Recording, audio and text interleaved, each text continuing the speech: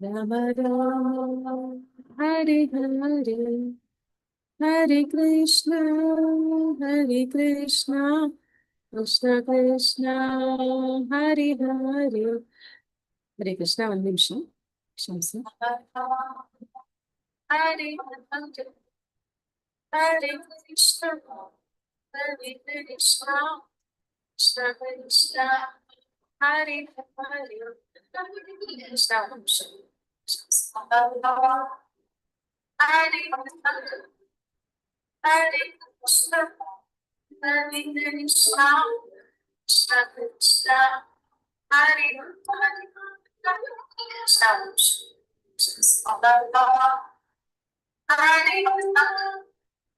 ಹರೇ. ಕೃಷ್ಣ ಒಂದ್ ನಿಮಿಷ ಕ್ಷಮಿಸಿ.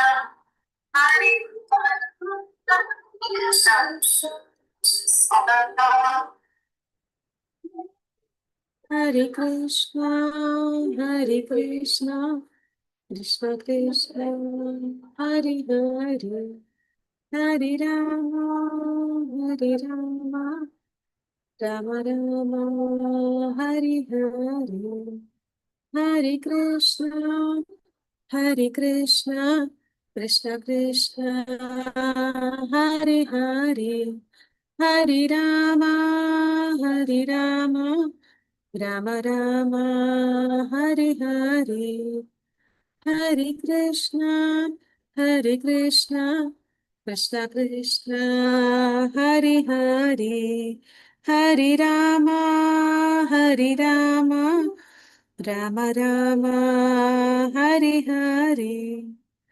ॐ अज्ञानतिमिरान्तस्य ज्ञानाञ्जनशलाकया चक्षुरुन्मिलितं येन तस्मै श्रीगुरुवे नमः। श्रीचैतन्यमनोभीष्टं स्थापितं येन भूतले स्वयं रूपः कदा मह्यं ददाति स्वपदान्तिकं। वन्देऽहं श्रीगुरुश्रीयुतपदकमलं श्रीगुरून् वैष्णवांश्च श्रीरूपं साग्रजातं सहगणरघुनाथान्वितं तं सजीवं साद्वैतं सावधूतं परिजनसहितं कृष्णचैतन्यदेवं श्रीराधाकृष्णपादान् सहगणललिता श्रीविशाखान्वितांश हे कृष्णा करुणा सिन्धु दीनबन्धु जगत्पते गोपीश गोपिका कान्त राधा कान्त नमोस्तुते। तप्त काञ्चन गौरांगी राधे वृन्दावनेश्वरी वृषभानुसुते देवी प्रणमामि हरिप्रिये। वाञ्छाकल्पतरुभ्यश्च कृपा सिन्धुभ्य एव च पतितनां पावनेभ्यो वैष्णवेभ्यो नमो नमः।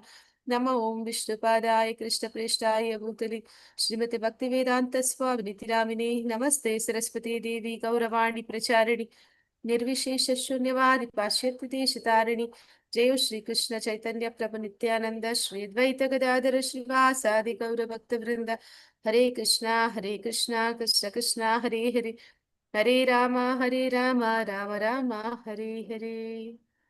ಹರೇ ಕೃಷ್ಣ. ಎಲ್ಲರಿಗೂ ಶ್ರೀ ಶ್ರೀ ರಾಧಾ ಗೋವಿಂದ ಮಂಗಳೂರು ಇಸ್ಕಾನ್ ದೇವಸ್ಥಾನದಿಂದ ನಾಮನಿಷ್ಠ ಪ್ರಭುಗಳು ಆಯೋಜಿಸಿರುವ 3ನೇ ಹಂತದ ಭಗವದ್ಗೀತೆಯ ಕಲಿಕೆಯ ತರಗತಿಗೆ ಸ್ವಾಗತ. ಹರೇ ಕೃಷ್ಣ. ಈಶೋಪನಿಷತ್ತಲ್ಲ ಮಾತಾಜಿ ಇವತ್ತು? ಹಾ ಮಾತಾಜಿ, ಈಶೋಪನಿಷತ್. ಹರೇ ಕೃಷ್ಣ ಮಾತಾಜಿ. ಹರೇ ಕೃಷ್ಣ. ಹರೇ ಕೃಷ್ಣ ಮಾತಾಜಿ. ಕೃಷ್ಣ ಮಾತಾಜಿ. ಹರೇ ಕೃಷ್ಣ ಮಾತಾಜಿ. ಹರೇ ಕೃಷ್ಣ. ಹರೇ ಕೃಷ್ಣ ಮಾತಾಜಿ. ಹರೇ ಕೃಷ್ಣ ಪ್ರಭುಜಿ. ಸೊ ಈಶೋಪನಿಷತ್ತಿನ ಕೊನೆಯ ಮಂತ್ರ ಇವತ್ತು 18ನೇ ಮಂತ್ರವನ್ನು ಕಲಿತಾ ಇದ್ದೀವಿ. ಅದಕ್ಕೆ ಮೊದಲು ನಿನ್ನೆಯ ಮಂತ್ರದಲ್ಲಿ ಏನೆಲ್ಲ ವಿಷಯಗಳನ್ನ ತಿಳ್ಕೊಂಡ್ವಿ ನಾವು, ಯಾರಾದ್ರೂ ಹೇಳ್ತೀರಾ? ಹರೇ ಹರೇ ಕೃಷ್ಣ. ಕೃಷ್ಣ ಮಾತಾಜಿ. ನಿನ್ನೆಯ ಮಂತ್ರದಲ್ಲಿ ಸಾವಿನ ಸಮಯದಲ್ಲಿ ಕೃಷ್ಣನನ್ನ ಅರ್ಥ ಮಾಡಿಕೊಳ್ಳೋದನ್ನ ಒತ್ತಿ ಹೇಳಿದ್ದಾರೆ ಮಾತಾಜಿ.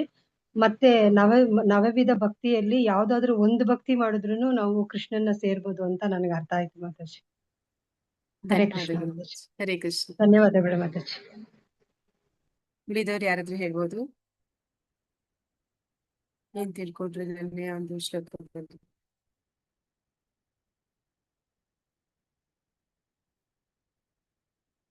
ಹರೇ ಕೃಷ್ಣ.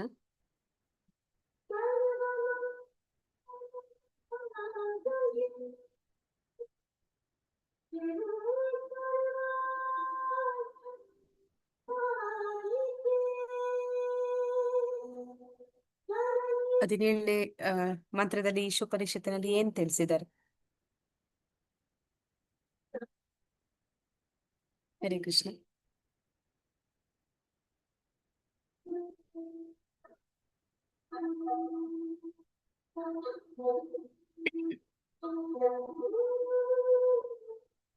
ಅಂದ್ರೆ ನಾನು ನೆನ್ನೆ ಹೇಳಿದ್ದು ನಿಮ್ಗೆ ಏನು ಅರ್ಥ ಆಗಿಲ್ಲ ಅಂತ ಅನ್ಕೋತೀನಿ. ನಾನು ನೀವು ಯಾರು ಏನು ಮಾತಾಡಿಲ್ಲ ಅಂದ್ರೆ.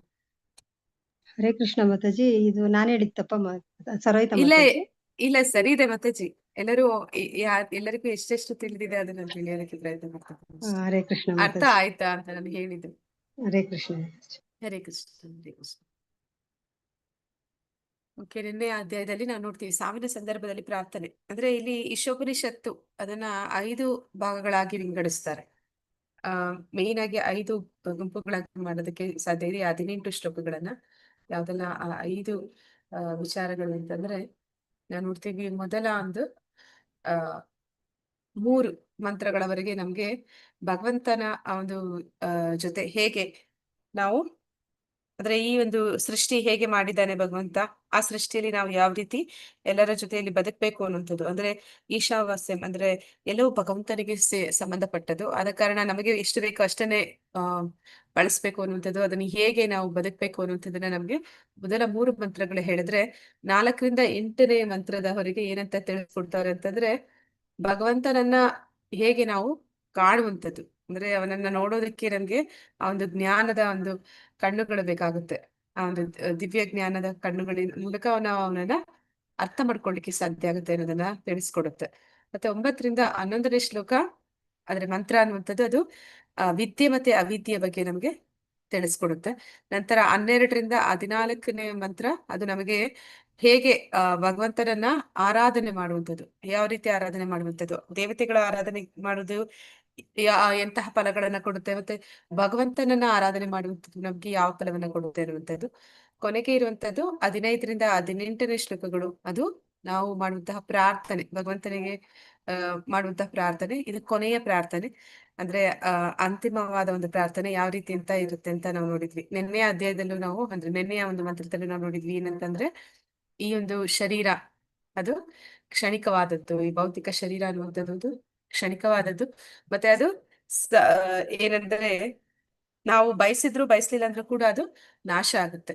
ಆಗ ಆ ಪ್ರಾರ್ಥನೆ ಯಾವ ರೀತಿಯದಾಗಿರುತ್ತೆ ಭಕ್ತನದು ಅಂತಂದ್ರೆ ಅವ್ನು ಹೇಳ್ತಾನೆ, ಈ ದೇಹ ಶರೀರ ಅನ್ನುವಂಥದ್ದು ನಾಶವಾಗ್ಲಿ, ಮತ್ತೆ ಆ ಪ್ರಾಣವಾಯು ಗಾಳಿಯೊಂದಿಗೆ ಬೆರೆತು ಹೋಗ್ಲಿ, ಆದ್ರೆ ಭಗವಂತ ನನ್ನ ಇಂತಹ ಒಂದು ಸಂದರ್ಭದಲ್ಲಿ ಅಂದ್ರೆ ನಾವು ಸಾವಿನ ಸಂದರ್ಭದಲ್ಲಿ ಭಗವಂತನ ಸ್ಮರಣೆ ಯಾವ ರೀತಿ ಮಾಡ್ಬೇಕು ಅಂತ ಅಂದ್ರೆ, ನಾನು ಇಡೀ ಜೀವನ ಪರ್ಯಂತ ನಿನ್ನ ಒಂದು ಭಕ್ತಿಯಲ್ಲಿ ಏನೆಲ್ಲ ಯಜ್ಞ ಯಾಗಾದಿಗಳನ್ನ ಮಾಡಿದೆ ಅದನ್ನ ಪರಮಾತ್ಮ ನೀನು ಜ್ಞಾಪಕದಲ್ಲಿಟ್ಟುಕೋ, ನೀನು ಅದನ್ನ ಸ್ಮರಣೆ ಮಾಡು ಅಂದ್ರೆ ಸ್ಮರಿಸುವಂತ ಇಲ್ಲಿ ಪ್ರಾರ್ಥನೆ ಮಾಡುವಂಥದ್ದು. ಅಂದ್ರೆ ನಮ್ಗೆ ಪ್ರಭುಪಾದರು ಭಾವಾರ್ಥದಲ್ಲಿ ತುಂಬಾ ವಿಚಾರಗಳನ್ನ ಹೇಳಿದ್ರು.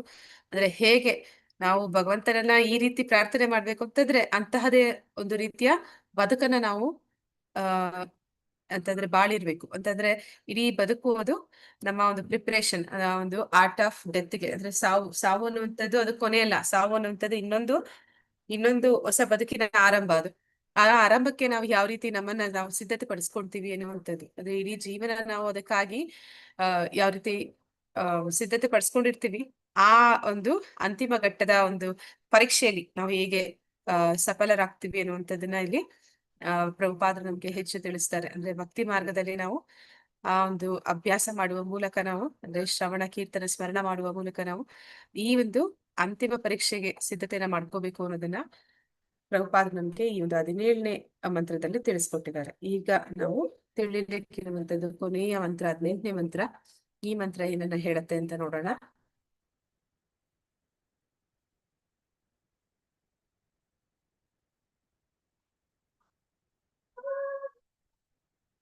ಹದಿನೆಂಟನೇ ಮಂತ್ರ.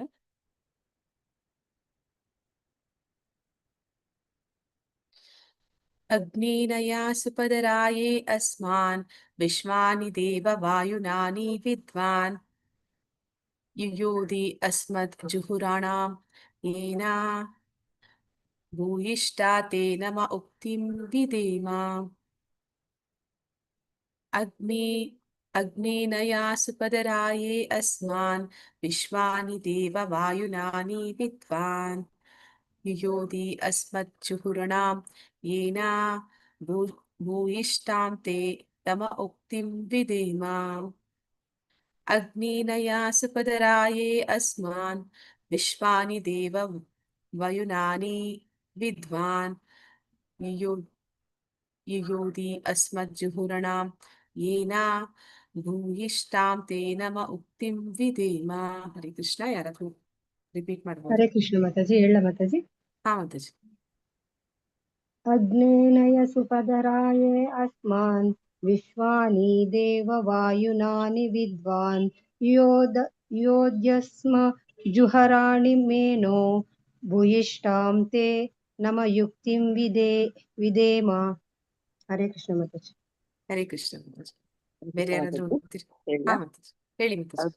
ಅಗ್ನೇನಯ ಸುಪದ ರಾಯೇ ಅಸ್ಮಾನ್ ವಿಶ್ವಾನಿ ದೇವ ಯುವನಾನ್ ವಿದ್ವಾನ್ ಯೋಧಿ ಅಸ್ಮತ್ ಪುರಾಣಂ ಏನಃ ಭೂಯಿಷ್ಠಾಂ ತೇಜ ನಮಃ ಉಕ್ತಿಂ ದೇಮಃ. ಹರೇ ಕೃಷ್ಣ ಮಾತಾಜಿ. ಹರೇ ಕೃಷ್ಣ ಮಾತಾಜಿ. ಇನ್ ಯಾರಾದ್ರೂ ಪ್ರಯತ್ನ ಪಡ್ತೀರಾ?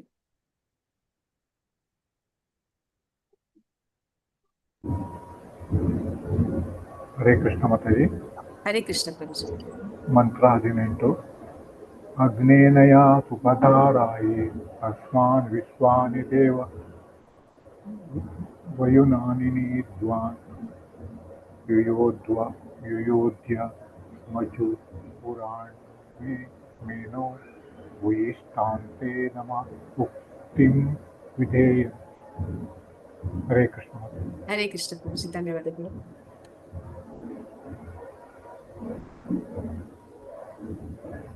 ಯಾರಾದ್ರೂ ಈ ಅರ್ಥಗಳನ್ನ ಓದ್ಬೋದು, ಪದಗಳನ್ನು?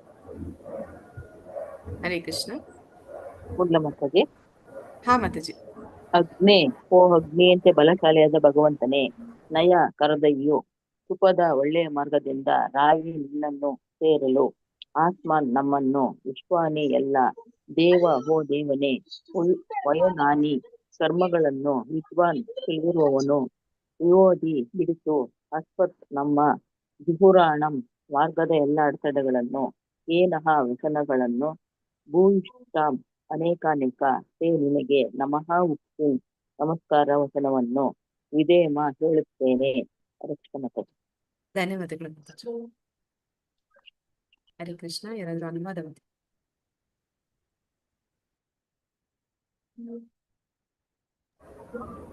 ಹರೇ ಕೃಷ್ಣ ಮಾತಾಜಿ.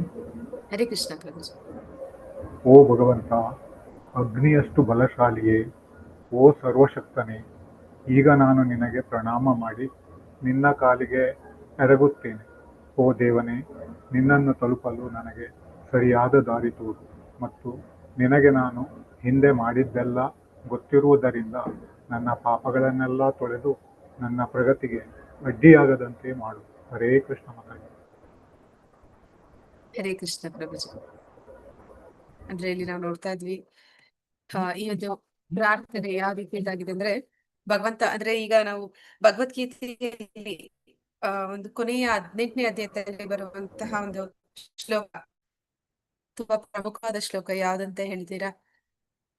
ಅಲ್ಲಿ ಭಗವಂತ ಆ ಒಂದು ಭಗವದ್ಗೀತೆಯ ಆ ತುಂಬಾ ಮುಖ್ಯವಾದ ಶ್ಲೋಕ, 18ನೇ ಅಧ್ಯಾಯದ 66ನೇ ಶ್ಲೋಕ. ಸರ್ವಧರ್ಮಾನ್ ಪರಿತ್ಯಜ್ಯ ಮಾಮೇಕಂ ಶರಣಂ. ಹೇಳಿ ಮಾತಾಜಿ. ಅದ ಮಾತಾಜಿ, ಸರ್ವಧರ್ಮಾನ್ ಪರಿತ್ಯಜ್ಯ ಮಾಮೇಕಂ ಶರಣಂ ವ್ರಜ ಅಹಂ ತ್ವಾಂ ಸರ್ವ ಪಾಪೇಭ್ಯೋ ಮೋಕ್ಷಯಿಷ್ಯಾಮಿ ಮಾ ಶುಚಃ.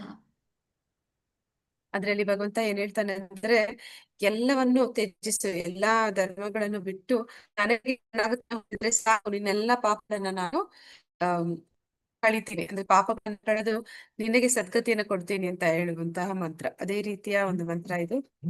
ಇಲ್ಲಿ ಏನ್ ಹೇಳ್ತಾ ಇದ್ದಾನೆ, ಪ್ರಾರ್ಥನೆ ಯಾವ ರೀತಿ ಇದೆ ಅಂತಂದ್ರೆ, ಅಗ್ನಿಷ್ಟು ಬಲಶಾಲಿ ಅಂದ್ರೆ ಬೆಂಕಿಗೆ ಏನನ್ನ ಹಾಕಿದ್ರು ಅದು ಉಳಿಯುತ್ತಾ? ಬೆಂಕಿಯಲ್ಲಿ ಏನಾದ್ರೂ ಬಿದ್ರೆ ಅದು ಉಳಿಯುತ್ತಾ? ಹರೇ ಕೃಷ್ಣ.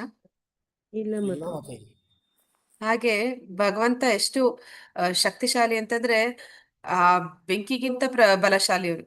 ಆ ಕಾರಣದಿಂದ ಅವನು ನಮ್ಮೆಲ್ಲ ಪಾಪಗಳನ್ನು ಕೂಡ ಸುಟ್ಟಿ ಬೂದಿ ಮಾಡುವಂತಹ ಶಕ್ತಿಯನ್ನು ಅವನು ಹೊಂದಿದ್ದಾನೆ ಅಂತ. ಹಾಗೆ ಅವನನ್ನ ಪ್ರಾರ್ಥನೆ ಮಾಡ್ತಿರುವಂತದ್ದು. ಅಂತಹ ಶಕ್ತಿಶಾಲಿಯಾದಂತ ಭಗವಂತನೇ, ಸರ್ವಶಕ್ತನೇ, ನನಗೆ ಅಂದ್ರೆ ಭಗವಂತ, ನಾನು ನಿನಗೆ ಪ್ರಣಾಮ ಮಾಡ್ತಾ ಇದ್ದೀನಿ, ಶರಣಾಗ್ತಾ ಇದ್ದೀನಿ, ನಿನಗೆ ಕಾಲಿಗೆ ಎರಗ್ತಾ ಇದ್ದೀನಿ, ಅಂದ್ರೆ ನಾನು ನಿನಗೆ ಶರಣಾಗತಿನ ಹೊಂದುತ್ತಾ ಇದ್ದೀನಿ. ನಿನ್ನನ್ನ ತಲುಪೋದಕ್ಕೆ ದಾರಿ ಅಂದ್ರೆ ಭಗವಂತನ ಈ ಒಂದು ಭವಸಾಗರವನ್ನ ದಾಟಿ ಭಗವಂತನ ಧಾಮಕ್ಕೆ ಹೋಗೋ ದಾರಿಯಲ್ಲಿ ಏನೆಲ್ಲ ಅಡ್ಡಿ ಆತಂಕಗಳು ಬರುತ್ತೆ, ಅದನ್ನ ನೀನು ನಿವಾರಣೆ ಮಾಡು ಅಂತ ಕೇಳ್ಕೊಳ್ಳುವಂಥದ್ದು. ಅಂದ್ರೆ ನಾನು ಇಲ್ಲಿವರೆಗೂ ಏನೆಲ್ಲ ಮಾಡಿದ್ದೀನಿ ಅಂತ ಭಗವಂತ ಎಲ್ಲ ತಿಳಿದಿದ್ದಾನೆ ಅಲ್ವಾ. ನಾವು ಹಿಂದೆ ಏನ್ ಮಾಡಿದ್ವಿ, ಈಗ ಏನ್ ಮಾಡ್ತಾ ಇದೀವಿ, ಮುಂದೆ ಏನ್ ಮಾಡ್ತೀವಿ ಅನ್ನೋದು ಕೂಡ ಭಗವಂತನಿಗೆ ಗೊತ್ತಿರುತ್ತೆ. ಹಾಗಿರುವಂತ ಪರಮಾತ್ಮನೆಲ್ಲ ಕೇಳ್ಕೊತಾ ಇದ್ದಾನೆ. ನನ್ನೆಲ್ಲ ಆ ಆಗು ಹೋಗುಗಳು, ನನ್ನೆಲ್ಲ ವಿಚಾರಗಳು ನಿನಗೆ ಪರಿಪೂರ್ಣವಾಗಿ ತಿಳಿದಿದೆ. ನಾ ಮಾಡಿರುವಂತಹ ಕರ್ಮಗಳು, ಪಾಪ ಕರ್ಮ ಪುಣ್ಯ ಕರ್ಮ ಎಲ್ಲ ನಿನಗೆ ಗೊತ್ತಿದೆ. ಆದ್ರೆ ಅಂತಹ ಒಂದು ಪಾಪ ಕರ್ಮಗಳು ನನ್ನ ಪ್ರಗತಿಯ ಹಾದಿಯಲ್ಲಿ ಅಡ್ಡಿ ಆತಂಕಗಳು ಆಗುತ್ತೆ. ಅಂತಹ ಅಡ್ಡಿ ಆತಂಕಗಳನ್ನ ನಿವಾರಣೆ ಮಾಡು ಪರಮಾತ್ಮ, ನಿನ್ನ ದಾರಿಯಲ್ಲಿ ಮುಕ್ತಿಯನ್ನ ಪಡೆಯೋದಕ್ಕೆ ನನಗೆ ಸಹಾಯ ಮಾಡು ಅಂತ ಕೇಳ್ಕೊಳ್ಳುವಂತಹ ಒಂದು ಕೊನೆಯ ಮಂತ್ರ ಇದು.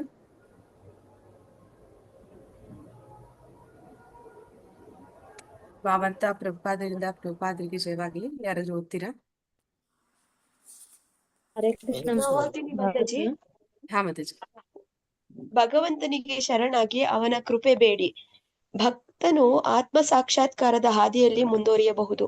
ಭಗವಂತನನ್ನು ಇಲ್ಲಿ ಅಗ್ನಿ ಎಂದು ಕರೆಯಲಾಗಿದೆ, ಏಕೆಂದರೆ ಅವನು ಶರಣಾಗತನಾದವನ ಪಾಪಗಳು ಸೇರಿದಂತೆ ಯಾವುದನ್ನು ಬೇಕಾದರೂ ಸುಟ್ಟು ಬೂದಿ ಮಾಡಬಲ್ಲನು. ಹಿಂದಿನ ಮಂತ್ರಗಳಲ್ಲಿ ಹೇಳಿರುವಂತೆ ಪರಾತ್ಪರನ ನಿಜವಾದ ಸ್ವರೂಪವೆಂದರೆ ದೇವೋತ್ತಮ ಪರಮಪುರುಷನ ಸ್ವರೂಪ. ಅವನ ನಿರಾಕಾರ ಬ್ರಹ್ಮ ಜ್ಯೋತಿ ಸ್ವರೂಪವು ಅವನ ಮುಖದ ಮೇಲಿನ ಕೋರೈಸುವ ಆಚ್ಛಾದನೆ.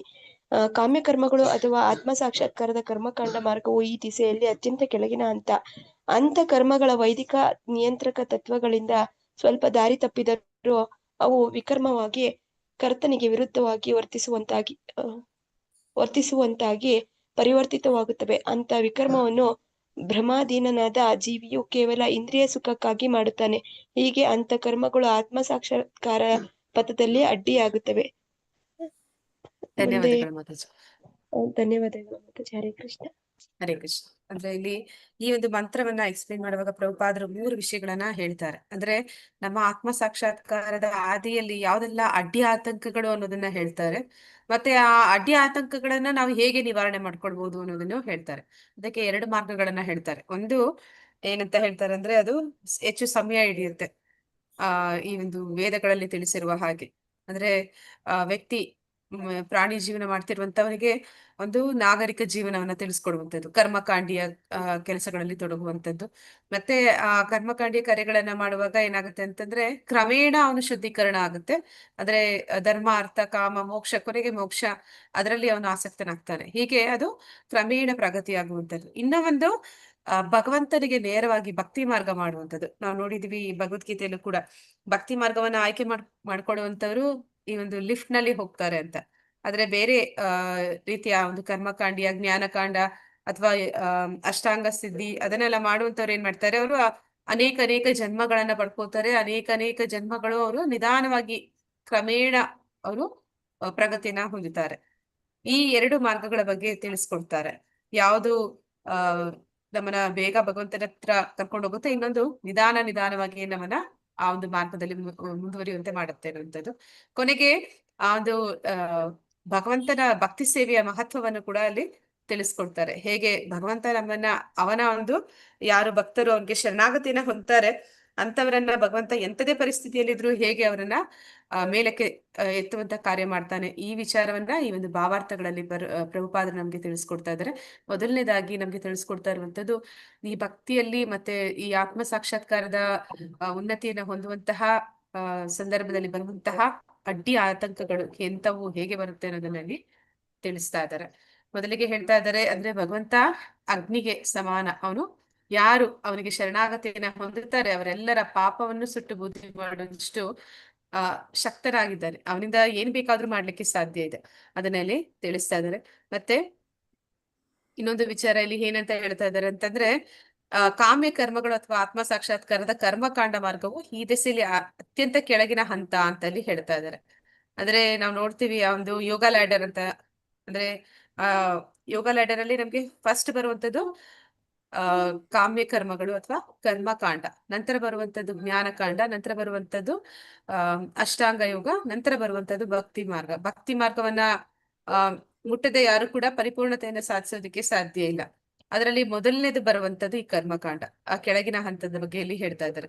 ಅಂತಹ ಕರ್ಮಗಳು ವೈದಿಕ ನಿಯಂತ್ರಕ ತತ್ವಗಳಿಂದ ಸ್ವಲ್ಪ ದಾರಿ ತಪ್ಪಿದರು. ಅಂದ್ರೆ ಅಲ್ಲಿ ಕರ್ಮಕಾಂಡ ಅಂದ್ರೆ ಏನು? ಹರೇ ಕೃಷ್ಣ.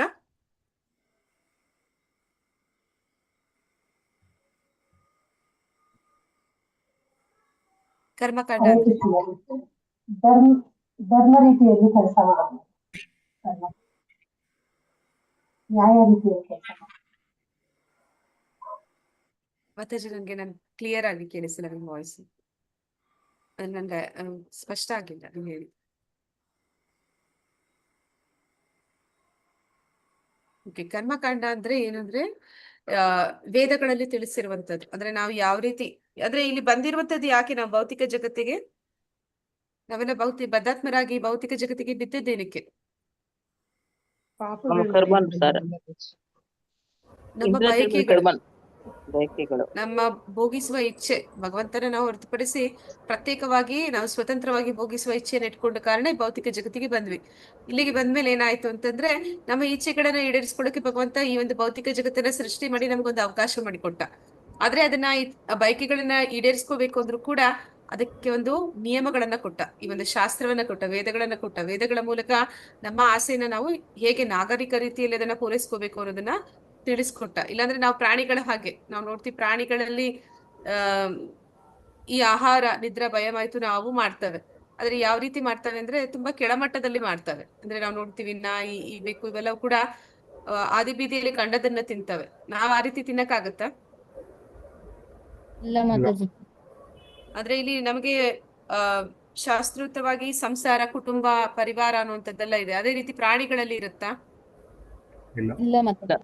ಇವೆಲ್ಲವೂ ಕೂಡ ವೇದಗಳ ಮೂಲಕ ನಮ್ಗೆ ತಿಳಿಸ್ಕೊಟ್ಟ. ಅಂದ್ರೆ ಮದ್ವೆ ಆಗ್ತಾರೆ, ಈ ಬ್ರಹ್ಮಚರ್ಯ, ಗೃಹಸ್ಥ, ವಾನಪ್ರಸ್ಥ, ಸನ್ಯಾಸ, ಈ ರೀತಿ ಹಂತ ಹಂತವಾಗಿ ನಮ್ಗೆ ಪ್ರಗತಿಯನ್ನ ಸಾಧಿಸೋದಕ್ಕೆ ನಮ್ಗೆ ಆ ಒಂದು ಶಾಸ್ತ್ರದ ಮೂಲಕ ನಮ್ಗೆ ಯಮ ನಿಯಮಗಳನ್ನ ತಿಳಿಸ್ಕೊಟ್ರು. ಹಾಗೆ ಈ ಕರ್ಮಕಾಂಡಿಯ ಅಂತಂದ್ರೆ ಅವನ ಇಚ್ಛೆಗಳನ್ನ ಪೂರೈಸ್ಕೊಳ್ಳೋದಕ್ಕೆ ಅವನಿಗೆ ದೇವತೆಗಳ ಆರಾಧನೆ ಮಾಡುವಂಥದ್ದು, ಒಂದು ತಪಸ್ಸು ಅಥವಾ ಯಾವುದೋ ಒಂದು ವ್ರತ ನಿಯಮಗಳನ್ನ ಪಾಲನೆ ಮಾಡುವಂಥದ್ದು, ಇದನ್ನೆಲ್ಲ ತಿಳಿಸ್ಕೊಟ್ರು. ಆದ್ರೆ ಈ ಕರ್ಮಕಾಂಡ ಅನ್ನುವಂಥದ್ದು ಏನಿದೆ ಅದು ಸ್ವಲ್ಪ ಕೂಡ, ಅಂದ್ರೆ ಒಂದು ಚೂರು ನಾವು ಅದನ್ನ ಮರ್ತ್ವಿ ಅಂತಂದ್ರೆ, ಅದನ್ನ ಶಾಸ್ತ್ರಕ್ಕೆ ಅನುಗುಣವಾಗಿ ಮಾಡ್ದಿರ, ಅಂದ್ರೆ ಈಗ ಕಲಿಯುಗದಲ್ಲಿ ಎಲ್ಲರೂ ಕೂಡ ಕರ್ಮ ಮಾಡ್ತಾ ಇದ್ದಾರೆ, ವಿಕರ್ಮ ಮಾಡ್ತಾ ಇದ್ದಾರೆ. ಎಲ್ಲರೂ ವಿಕರ್ಮನೆ ಮಾತಾಜಿ ಮಾಡ್ತಾ ಇರೋದು. ಎಲ್ಲ ವಿಕರ್ಮ ಮಾಡ್ತಾ ಇದ್ದಾರೆ. ವಿಕರ್ಮ ಅಂತಂದ್ರೆ ಏನು? ದೇವರಕ್ಕೆ ವಿರುದ್ಧವಾಗಿ, ವೇದಗಳಲ್ಲಿ ಏನನ್ನ ಮಾಡಕ್ಕೆ, ಮಾತಾಜಿ ಶಾಸ್ತ್ರಗಳ ವಿರುದ್ಧವಾಗಿ, ಶಾಸ್ತ್ರಕ್ಕೆ ವಿರುದ್ಧವಾದ ಕಾರ್ಯಗಳನ್ನ ಮಾಡ್ತಾ ಇದ್ದಾರೆ. ಶಾಸ್ತ್ರದಲ್ಲಿ ಗೃಹಸ್ಥ ಅಂತಂದ್ರೆ ತನ್ನ ಹೆಂಡತಿಯ ಜೊತೆ ಮಾತ್ರ ಅವನು ಇರ್ಬೇಕು ಅನ್ನೋಂಥದ್ದು ಇರುತ್ತೆ. ಅಥವಾ ಶಾಸ್ತ್ರದಲ್ಲಿ ಬ್ರಹ್ಮಚರ್ಯ ಅಂತಂದ್ರೆ ಅವರು ಆ ಸಮಯವನ್ನ ಬರೀ ಜ್ಞಾನಾರ್ಜನೆಗೆ ಬಳಸ್ಬೇಕು ಅಂತಿರುತ್ತೆ. ಅವರಿಗೆ 60 ಆದ್ಮೇಲೆ ಅವನು, ಅಂದ್ರೆ 50 ಆದ್ಮೇಲೆನೆ ಅವರು ವಾನಪ್ರಸ್ಥ ಅಂತಂದ್ರೆ ಅವನಿಗೆ ಈ ಒಂದು ಭೌತಿಕ ಬಂಧನಗಳು, ಅಂದ್ರೆ ಏನಿರುತ್ತೆ ಗೃಹಸ್ಥಾಶ್ರಮದಲ್ಲಿ ಅವನು ಎಷ್ಟು ಅಂಟ್ಕೊಂಡಿರ್ತಾನೆ ಕುಟುಂಬಕ್ಕೆ, ಅಲ್ಲಿಂದ ಅವನಿಗೆ ಸ್ವಲ್ಪ ವೈರಾಗ್ಯವನ್ನ ಬೆಳೆಸ್ಕೋಬೇಕಾಗುತ್ತೆ. ಸನ್ಯಾಸ ಅಂತಂದಾಗ ಪರಿಪೂರ್ಣವಾಗಿ ಅವನು ಒಂದು ಕುಟುಂಬ ಅನ್ನುವಂತಹ ಸಣ್ಣ ಏನಂತ ಹೇಳ್ತಾರೆ, ಒಂದು ವೃತ್ತ, ಅದ್ರೊಳಗಿಂದ ಅವನು ಹೊರಗಡೆ ಬಂದು ಇಡೀ ಒಂದು ಏನಂತ ಹೇಳ್ತಾರೆ, ಇಡೀ ಜಗತ್ತನ್ನ ವಸುದೈವ ಕುಟುಂಬಕಂ ಅನ್ನೋ ರೀತಿಯಲ್ಲಿ ಎಲ್ಲರಲ್ಲೂ ಕೂಡ ಅವನು ಆಸಕ್ತಿನ ಬೆಳೆಸ್ಕೊಂಡು ಎಲ್ಲರ ಒಂದು ಉನ್ನತಿಗಾಗಿ, ಎಲ್ಲರ ಒಂದು ಏನಂತ ಹೇಳ್ತಾರೆ, ಅವ್ರಿಗೆ ಒಳ್ಳೇದಾಗ್ಲಿ ಅಂತ ಹೇಳಿ ಎಲ್ಲರಿಗಾಗಿ ಬದುಕುವಂತಹ ಒಂದು ಬದುಕು, ಅಂತಹ ಬದುಕು ಅವನು ಮುಂದುವರಿಸ್ತಾನೆ. ಹಾಗೆ ಕ್ರಮೇಣ ಆ ಪ್ರಗತಿ ಅನ್ನುವಂಥದ್ದು ಆಗುತ್ತೆ. ಅದನ್ನ ಶಾಸ್ತ್ರಗಳಲ್ಲಿ ತಿಳಿಸಿದ್ದಾರೆ. ಆದ್ರೆ ಅದನ್ನ ಮಾಡ್ದಿರ, ಅಂದ್ರೆ ಬ್ರಹ್ಮಚರ್ಯ ಇರುವ ಸಂದರ್ಭದಲ್ಲಿ ಅವರು ಯಾವುದೇ ರೀತಿಯ ಒಂದು ಲೈಂಗಿಕ ವಿಚಾರಗಳು ಅವರಲ್ಲಿ ಬರಬಾರ್ದು ಅಂತ ಹೇಳ್ತಾರೆ. ಆದ್ರೆ ಅದನ್ನ ಯಾರು ಮೀರ್ತಾರೆ ಅವರು ವಿಕರ್ಮಿಗಳಾಗ್ತಾರೆ. ಗೃಹಸ್ಥನಾದ್ರೂ ಕೂಡ ಅವನಿಗೂ ಒಂದು ಯಮ ನಿಯಮಗಳಿದೆ, ಅವನು ತನ್ನ ಹೆಂಡತಿ ಜೊತೆಲಿ ಇರ್ಬೇಕಂತಿರುತ್ತೆ. ಅದನ್ನ ಮೀರಿದಾಗ ಆದ್ರೂ ಕೂಡ ವಿಕರ್ಮ ಆಗುತ್ತೆ. ಮತ್ತೆ ಹೀಗೆ ಪ್ರತಿಯೊಂದಕ್ಕೂ ಕೂಡ, ಅಂದ್ರೆ ಈಗ ಹೇಳಿರ್ತಾರೆ ಯಾರು ಮಾಂಸ ಭಕ್ಷಣೆ ಮಾಡ್ತಾರೆ ಅವ್ರಿಗೂ ಒಂದು ನಿಯಮ ಇರುತ್ತೆ. ಅಂದ್ರೆ ಅವ್ರಿಗೂ ಒಂದು ಮಂತ್ರವನ್ನ ಜಪಿಸಿ ಪ್ರತಿ ತಿಂಗಳು ಅಮಾವಾಸ್ಯೆಯ ದಿನ ಒಂದು ದುರ್ಗಾದೇವಿಗೆ ಹೋಗಿ ಅದನ್ನ ಅರ್ಪಣೆ ಮಾಡಿ ಆ ಮಂತ್ರ ಹೇಳ್ಬೇಕು. ಅಂದ್ರೆ ನಾನು ಯಾವ ಪ್ರಾಣಿನ ಬಲಿ ಕೊಡ್ತಾ ಇದ್ದೀನಿ ಆ ಪ್ರಾಣಿಗೆ ಅಧಿಕಾರ ಇದೆ, ಮುಂದಿನ ಜನ್ಮದಲ್ಲಿ ನನ್ನನ್ನ ಬಲಿ ಕೊಡುವ ಮತ್ತೆ ನನ್ನನ್ನು ಕೊಂದು ತಿನ್ನುವ ಅಧಿಕಾರ ಪ್ರಾಣಿಗೆ ಇದೆ ಅಂತ ಹೇಳಿ ಆ ಮಂತ್ರವನ್ನ ಹೇಳಿ ಅದನ್ನ ಕೊಟ್ಟು, ಆಮೇಲೆ ತಿಂಗಳಿಗೆ ಒಮ್ಮೆ ಅವನು ಅದನ್ನ ಸ್ವೀಕಾರ ಮಾಡುವಂತಹ ಅವಕಾಶ ವೇದಗಳಲ್ಲಿ ಕೊಟ್ಟಿದ್ದಾರೆ. ಆದ್ರೆ ಅವರು ಅದನ್ನ ಮೀರಿ ಮನಸ್ಸೋ ಇಚ್ಛೆ ಯಾವಾಗ ಬೇಕು ಆವಾಗ ಕಸಾಯಿಖಾನೆಗಳಲ್ಲಿ ಎಲ್ಲ ಪ್ರಾಣಿಗಳನ್ನ ಕೊಂದು ದಿನ ತಿಂತಾರೆ ಅಂತಂದಾಗ ಅದು ಕೂಡ ವಿಕರ್ಮ ಆಗುತ್ತೆ. ಹೀಗೆ ಎಲ್ಲದಕ್ಕೂ ಒಂದೊಂದು ಆ ನೀತಿ ಅಂದ್ರೆ ನಿಯಮಗಳು ಅನ್ನೋದನ್ನ ಮಾಡಿದ್ದಾರೆ ಈ ಒಂದು ಶಾಸ್ತ್ರಗಳಲ್ಲಿ. ಅದನ್ನ ಯಾರು ಮೀರ್ತಾರೆ ಅವರು ವಿಕರ್ಮಿಗಳು ಅನಿಸ್ಕೋತಾರೆ. ಅಂತಹ ವಿಕರ್ಮಕ್ಕೆ ಯಾಕೆ ಅವರು ಮಾಡೋದಕ್ಕೆ ಹೋಗ್ತಾರೆ ಅಂತಂದ್ರೆ ಆ ಇಂದ್ರಿಯ ಸುಖ ಅನ್ನುವಂಥದ್ದನ್ನ, ಇಂದ್ರಿಯ ಭೋಗ ಅನ್ನುವಂಥದ್ದನ್ನ ಅವರು ಹೆಚ್ಚು ಅದರಲ್ಲಿ ತೊಡಗಿದಾಗ ಅದೇನ ಮಾಡುತ್ತೆ, ಅವರನ್ನ ಕರ್ಮಕಾಂಡದಿಂದ ಅವರನ್ನ ವಿಕರ್ಮಕ್ಕೆ ಕರ್ಕೊಂಡ್ ಬಂದ್ಬಿಡುತ್ತೆ. ಆ ವಿಕರ್ಮ ಮಾಡೋದ್ರಿಂದ ಏನಾಗುತ್ತೆ, ಅವ್ರು ಮುಂದಿನ ಜನ್ಮ ಅನ್ನುವಂಥದ್ದು ಪ್ರಾಣಿ ಜನ್ಮ ಅಥವಾ ಇನ್ನು ಯಾವುದೋ ಒಂದು ಕೀಳು ಜನ್ಮ ಅಥವಾ ನರಕ ಲೋಕಗಳಿಗೆ ಹೋಗಿ ಶಿಕ್ಷೆಯನ್ನು ಅನುಭವಿಸುವಂಥದ್ದು, ಇಂತಹ ಒಂದು ಬದುಕನ್ನ ಅವರು ಆಯ್ಕೆ ಮಾಡ್ಕೋತಾರೆ. ಇವೆಲ್ಲವೂ ಕೂಡ ಆತ್ಮ ಸಾಕ್ಷಾತ್ಕಾರದ ಪಥದಲ್ಲಿ ಅಡ್ಡಿಗಳು ಅಂತಲ್ಲಿ ತಿಳಿಸ್ತಾ ಇದ್ದಾರೆ.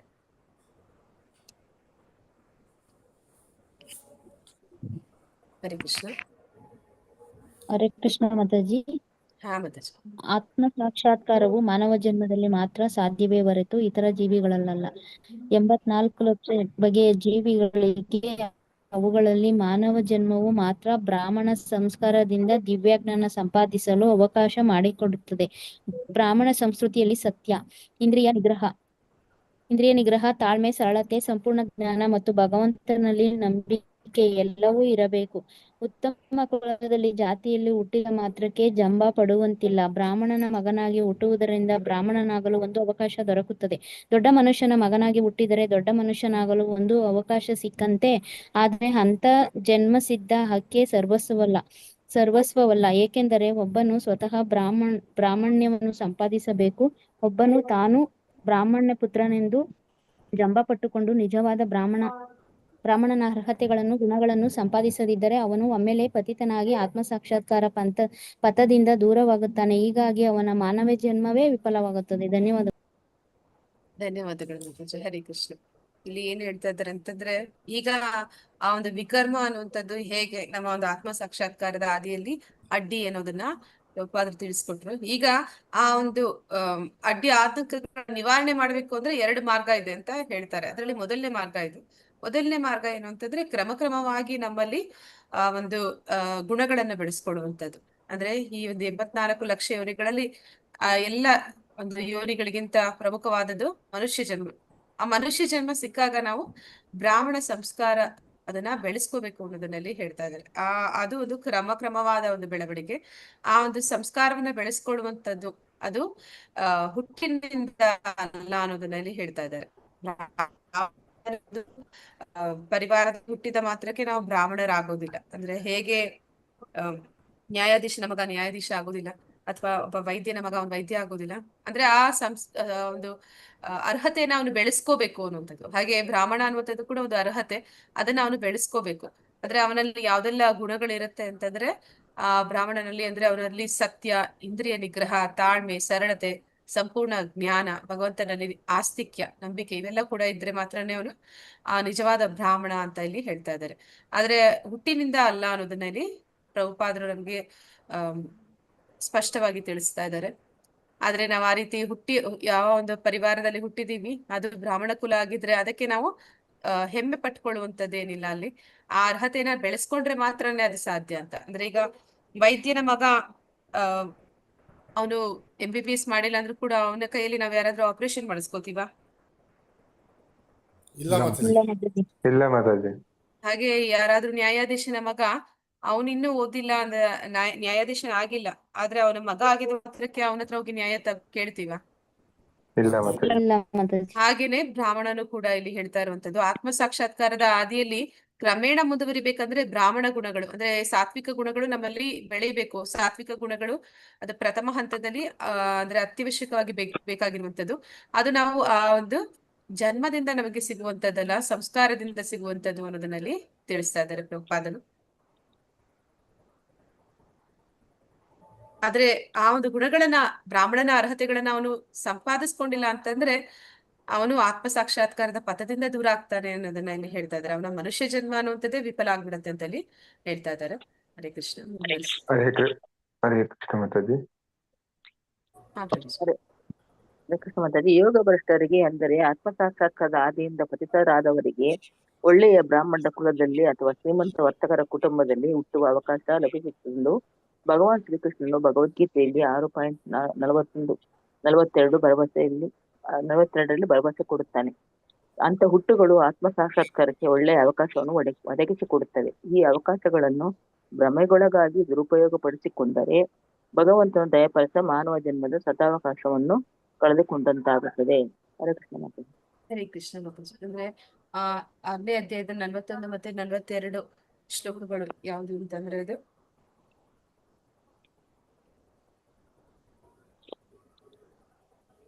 41 ಪ್ರಾಪ್ಯಂ ಪುಣ್ಯ ಕೃತಾಂ ಲೋಕಾನು ಶಿತ್ವಾ ಶಾಶ್ವತಿ ಸಮಃ ಶುಚಿನಾಂ ಶ್ರೀಮತಾಂ ಗೇಹೆ ಯೋಗ ಭ್ರಷ್ಟೋ ಅಭಿಜಾಯತೆ. ಅಂದ್ರೆ ಯಾರು ಈ ಒಂದು ಯೋಗ ಭ್ರಷ್ಟರು ಅಂದ್ರೆ ಆಧ್ಯಾತ್ಮಿಕ ಪ್ರಗತಿಯಲ್ಲಿ ಪ್ರಾರಂಭದ ಹಂತದಲ್ಲಿದ್ದಾರೆ. ಅಂದ್ರೆ ಅವರು ಅದನ್ನ ಪ್ರಾರಂಭ ಮಾಡಿದಾರಷ್ಟೇ, ಆದ್ರೆ ಅದನ್ನ ಪರಿಪೂರ್ಣತೆಯನ್ನು ಸಾಧಿಸಿಲ್ಲ.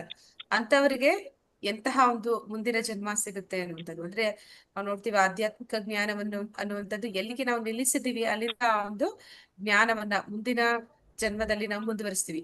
ಅದಕ್ಕೆ ಅದನ್ನ ಆಧ್ಯಾತ್ಮಿಕ ಜ್ಞಾನ ಅಂತ ಹೇಳ್ತಾರೆ. ಆತ್ಮಕ್ಕೆ ಸಂಬಂಧಪಟ್ಟ ಜ್ಞಾನ. ದೇಹಕ್ಕೆ ಸಂಬಂಧಪಟ್ಟ ಜ್ಞಾನ ಆದ ದೇಹದೊಂದಿಗೆ ನಾಶವಾಗ್ಬಿಡುತ್ತೆ. ಆದ್ರೆ ಆತ್ಮಕ್ಕೆ ಸಂಬಂಧಪಟ್ಟ ಜ್ಞಾನ, ಆತ್ಮ ಹೇಗೆ ಶಾಶ್ವತವಾಗಿರುತ್ತೋ ಆ ಜ್ಞಾನ ಕೂಡ ಹಾಗೆ ಶಾಶ್ವತವಾಗಿ ಇರುವಂತದ್ದು. ಅದು ನಮ್ಗೆ ಮುಂದಿನ ಅವಕಾಶಗಳನ್ನ ಕಲ್ಪಿಸ್ಕೊಡುತ್ತೆ. ಅಂದ್ರೆ ಮನುಷ್ಯ ಜನ್ಮ ಸಿಗುತ್ತೆ. ಒಳ್ಳೆಯ ಒಂದು ಶ್ರುತಿನಾಂ ಶ್ರೀಮತಾಂ ಗೇಹೆ ಅಂತಂದ್ರೆ ಒಂದು ವರ್ತಕನ ಕುಟುಂಬದಲ್ಲೋ ಅಥವಾ ಬ್ರಾಹ್ಮಣನ ಕುಟುಂಬದಲ್ಲೋ ನಮ್ಗೆ ಜನ್ಮ ಸಿಗುತ್ತೆ. ಅಂದ್ರೆ ಅದು ಪ್ರಾರಂಭದ ಹಂತದಲ್ಲಿ ಇದ್ದಾಗ ಅಂತಹ ಒಂದು ಭರವಸೆಯಲ್ಲಿ ಭಗವದ್ಗೀತೆಯಲ್ಲಿ ಭಗವಂತ ಕೂಡ ನಮ್ಗೆ ಕೊಡ್ತಾ ಇದ್ದಾನೆ. ಅಂದ್ರೆ ಹುಟ್ಟು ಸಾಕ್ಷಾತ್ಕಾರಕ್ಕೆ ಒಳ್ಳೆಯ ಅವಕಾಶವನ್ನ ಕೊಡುತ್ತೆ. ಆದ್ರೆ ಈ ಅವಕಾಶವನ್ನ ಯಾರು ನಾನು ಬ್ರಾಹ್ಮಣ ಕುಟುಂಬದಲ್ಲಿ ಹುಟ್ಟಿದೀನಿ, ನಾನು ಶ್ರೀಮಂತನ ಕುಟುಂಬದಲ್ಲಿ ಹುಟ್ಟಿದೀನಿ ಅಂತ ಹೇಳಿ ಆ ಒಂದು ಭ್ರಮೆಯಲ್ಲಿ ಅಥವಾ ಅದನ್ನ ದುರುಪಯೋಗ ಪಡಿಸ್ಕೊಂಡ್ರೆ, ಆದ್ರೆ ಅದರ ಸದುಪಯೋಗ ಪಡಿಸ್ಕೊಂಡಿರೋದ್ರೆ ಸಿಕ್ಕಿದ್ದು ಆ ಒಂದು ಅವಕಾಶ ಸಿಕ್ಕಿದ್ದು ನಮ್ಗೆ ಏನಕ್ಕೆ ಆಧ್ಯಾತ್ಮಿಕವಾಗಿ ಉನ್ನತಿಯನ್ನ ಹೊಂದೋದಕ್ಕೆ. ಆದ್ರೆ ಅದನ್ನೇ ಮಿಥ್ಯಾಹಂಕಾರದಿಂದ ನಾನು ಬ್ರಾಹ್ಮಣ ಆಗಿಬಿಟ್ಟೆ, ಅದಕ್ಕಿಂತ ಇನ್ನೇನು ಬೇಕು ಅನ್ನೋ ರೀತಿ ಯೋಚನೆ ಮಾಡಿದ್ರೆ, ಅಥವಾ ನಾನು ಶ್ರೀಮಂತನಾಗಿದ್ದೀನಿ, ಎಲ್ಲ ಇಂದ್ರಿಯ ಭೋಗ ಮಾಡೋದಕ್ಕೆ ನನ್ಗೊಂದು ಅವಕಾಶ ಸಿಕ್ಕಿದೆ, ಮನುಷ್ಯ ಜನ್ಮ ಸಿಕ್ಕಿದೆ ಅಂತ ಅದನ್ನ ದುರುಪಯೋಗ ಪಡಿಸ್ಕೊಂಡ್ರೆ ಅದರಿಂದ ಭಗವಂತ ಕೊಟ್ಟಂತಹ ಒಂದು ಅವಕಾಶ ಕೂಡ ಅದು ನಾವು ಕಳ್ಕೊಂತೀವಿ ಅಂತ ಇಲ್ಲಿ ತಿಳಿಸ್ತಾ ಇದ್ದಾರೆ. ಅದಕ್ಕೆ ಪ್ರಭುಪಾದರು ಹೇಳ್ತಾರೆ, ಇನ್ನೊಂದು ಜನ್ಮ ಸಿಗುತ್ತೆ ಮತ್ತೆ ಮುಂದುವರ್ಸೋಣ ಅಂತ ಯೋಚನೆ ಮಾಡ್ಬೇಡಿ. ಇದೇ ಜನ್ಮದಲ್ಲಿ ಪರಿಪೂರ್ಣತೆಯನ್ನು ಸಾಧಿಸೋದಕ್ಕೆ ಪ್ರಯತ್ನ ಪಡಿ. ಹೇಳಕ್ಕಾಗೋದಿಲ್ಲ, ಅವಕಾಶ ಏನೋ ಗ್ಯಾರಂಟಿ ಭಗವಂತ ಭಗವದ್ಗೀತೆಯಲ್ಲಿ ಮಾತು ಕೊಟ್ಟಿದ್ದಾನೆ, ಕೊಡ್ತಾನೆ. ಆದ್ರೆ ಆ ಒಂದು ಅವಕಾಶವನ್ನ ನಾವು ಆ ಜನ್ಮದಲ್ಲಿ ಪರಿಪೂರ್ಣತೆಯನ್ನು ಪಡೆಯೋದಕ್ಕೆ ಬಳಸ್ಕೋತೀವೋ ಅಥವಾ ದಾರಿ ತಪ್ತೀವೋ ಹೇಳಕ್ಕಾಗೋದಿಲ್ಲ. ಹಾಗಾಗಿ ಈ ಜನ್ಮದಲ್ಲೇ ಸೀರಿಯಸ್ ಆಗಿ ಅಂತ ಪ್ರಭುಪಾದ ನಮ್ಗೆ ಹೇಳ್ತಾರೆ. ಹರೇ ಕೃಷ್ಣ. ಹರೇ ಕೃಷ್ಣ ಮಾತಾಜಿ. ಹಾ ಮಾತಾಜಿ. ನೆಕ್ಸ್ಟ್ ಲೈನ್ ಪ್ಯಾರಾಗ್ರಾಫ್ ಓದ್ತೇನೆ. ಹಾ ಮಾತಾಜಿ. ನಿಯಂತ್ರಕ ತತ್ವಗಳು ಹೇಗಿರುತ್ತವೆಂದರೆ ಅವನ್ನು ಯಾರು ಅನುಸರಿಸುತ್ತಾರೋ ಅವರು ಕಾಮ್ಯ ಕರ್ಮಗಳ ನೆಲೆಯಿಂದ ದಿವ್ಯಜ್ಞಾನದ ಉನ್ನತ ನೆಲೆಗೆ ಹೋಗುತ್ತಾರೆ. ಅನೇಕ ಜನ್ಮಗಳ ತರುವಾಯ ದಿವ್ಯಜ್ಞಾನದ ನೆಲೆಯನ್ನು ತಲುಪಿದ ನಂತರ ಒಬ್ಬನು ಭಗವಂತನಿಗೆ ಶರಣಾದಾಗ ಅವನು ಪರಿಪೂರ್ಣನಾಗುತ್ತಾನೆ. ಇದು ಸಾಧಾರಣವಾದ ಮಾರ್ಗ. ಆದರೆ ಒಬ್ಬನು ಈ ಶ್ಲೋಕದಲ್ಲಿ ಹೇಳಿರುವಂತೆ ಆರಂಭದಲ್ಲೇ ಶರಣಾಗತನಾದರೆ ಕೇವಲ ಭಕ್ತಿಭಾವವನ್ನು ಸ್ವೀಕರಿಸುವುದರಿಂದ ಎಲ್ಲ ಹಂತಗಳನ್ನು ಒಮ್ಮೆಲೆ ದಾಟಿ ಬಿಡುತ್ತಾನೆ.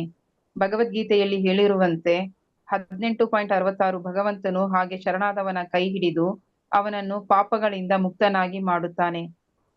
ಕರ್ಮಕಾಂಡೀಯ ಚಟುವಟಿಕೆಗಳಿಂದ ಅನೇಕ ಪಾಪಗಳು ಬರುತ್ತವೆ. ಜ್ಞಾನಕಾಂಡದಲ್ಲಿ ಅಂತಹ ಪಾಪಕರ್ಮಗಳ ಸಂಖ್ಯೆ ಕಡಿಮೆ. ಆದರೆ ಭಗವಂತನ ಭಕ್ತಿ ಸೇವೆಯಲ್ಲಿ ಅಂದರೆ ಭಕ್ತಿ ಮಾರ್ಗದಲ್ಲಿ ಪಾಪಗಳು ಅಂಟುವ ಸಂಭವ ಶುದ್ಧಾಂಗವಾಗಿ ಇಲ್ಲ. ಭಗವದ್ಭಕ್ತನು ಸ್ವತಃ ಭಗವಂತನ ಸಕಲ ಸದ್ಗುಣಗಳನ್ನು ಪಡೆಯುತ್ತಾನೆ. ಇನ್ನು ಬ್ರಾಹ್ಮಣ ಅರ್ಹತೆಗಳ ಬಗ್ಗೆ ಹೇಳುವುದೇನಿದೆ?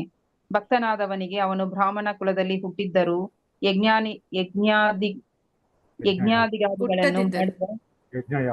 ಯಜ್ಞಾದಿಗಳನ್ನು ಮಾಡುವ ಸದ್ಬ್ರಾಹ್ಮಣ ಅರ್ಹತೆಗಳು ತಂತಾನೆ ಬಂದುಬಿಡುತ್ತವೆ. ಭಗವಂತನ ಮಹಿಮಾತಿಶಯ ಅಂತದ್ದು. ಅವನು ಬ್ರಾಹ್ಮಣ ಕುಲದಲ್ಲಿ ಹುಟ್ಟಿದವನನ್ನು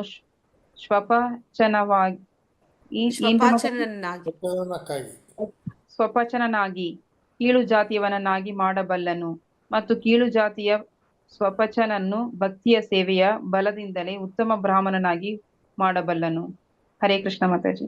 ಹರೇ ಕೃಷ್ಣ ಮಾತಾಜಿ, ಧನ್ಯವಾದಗಳು.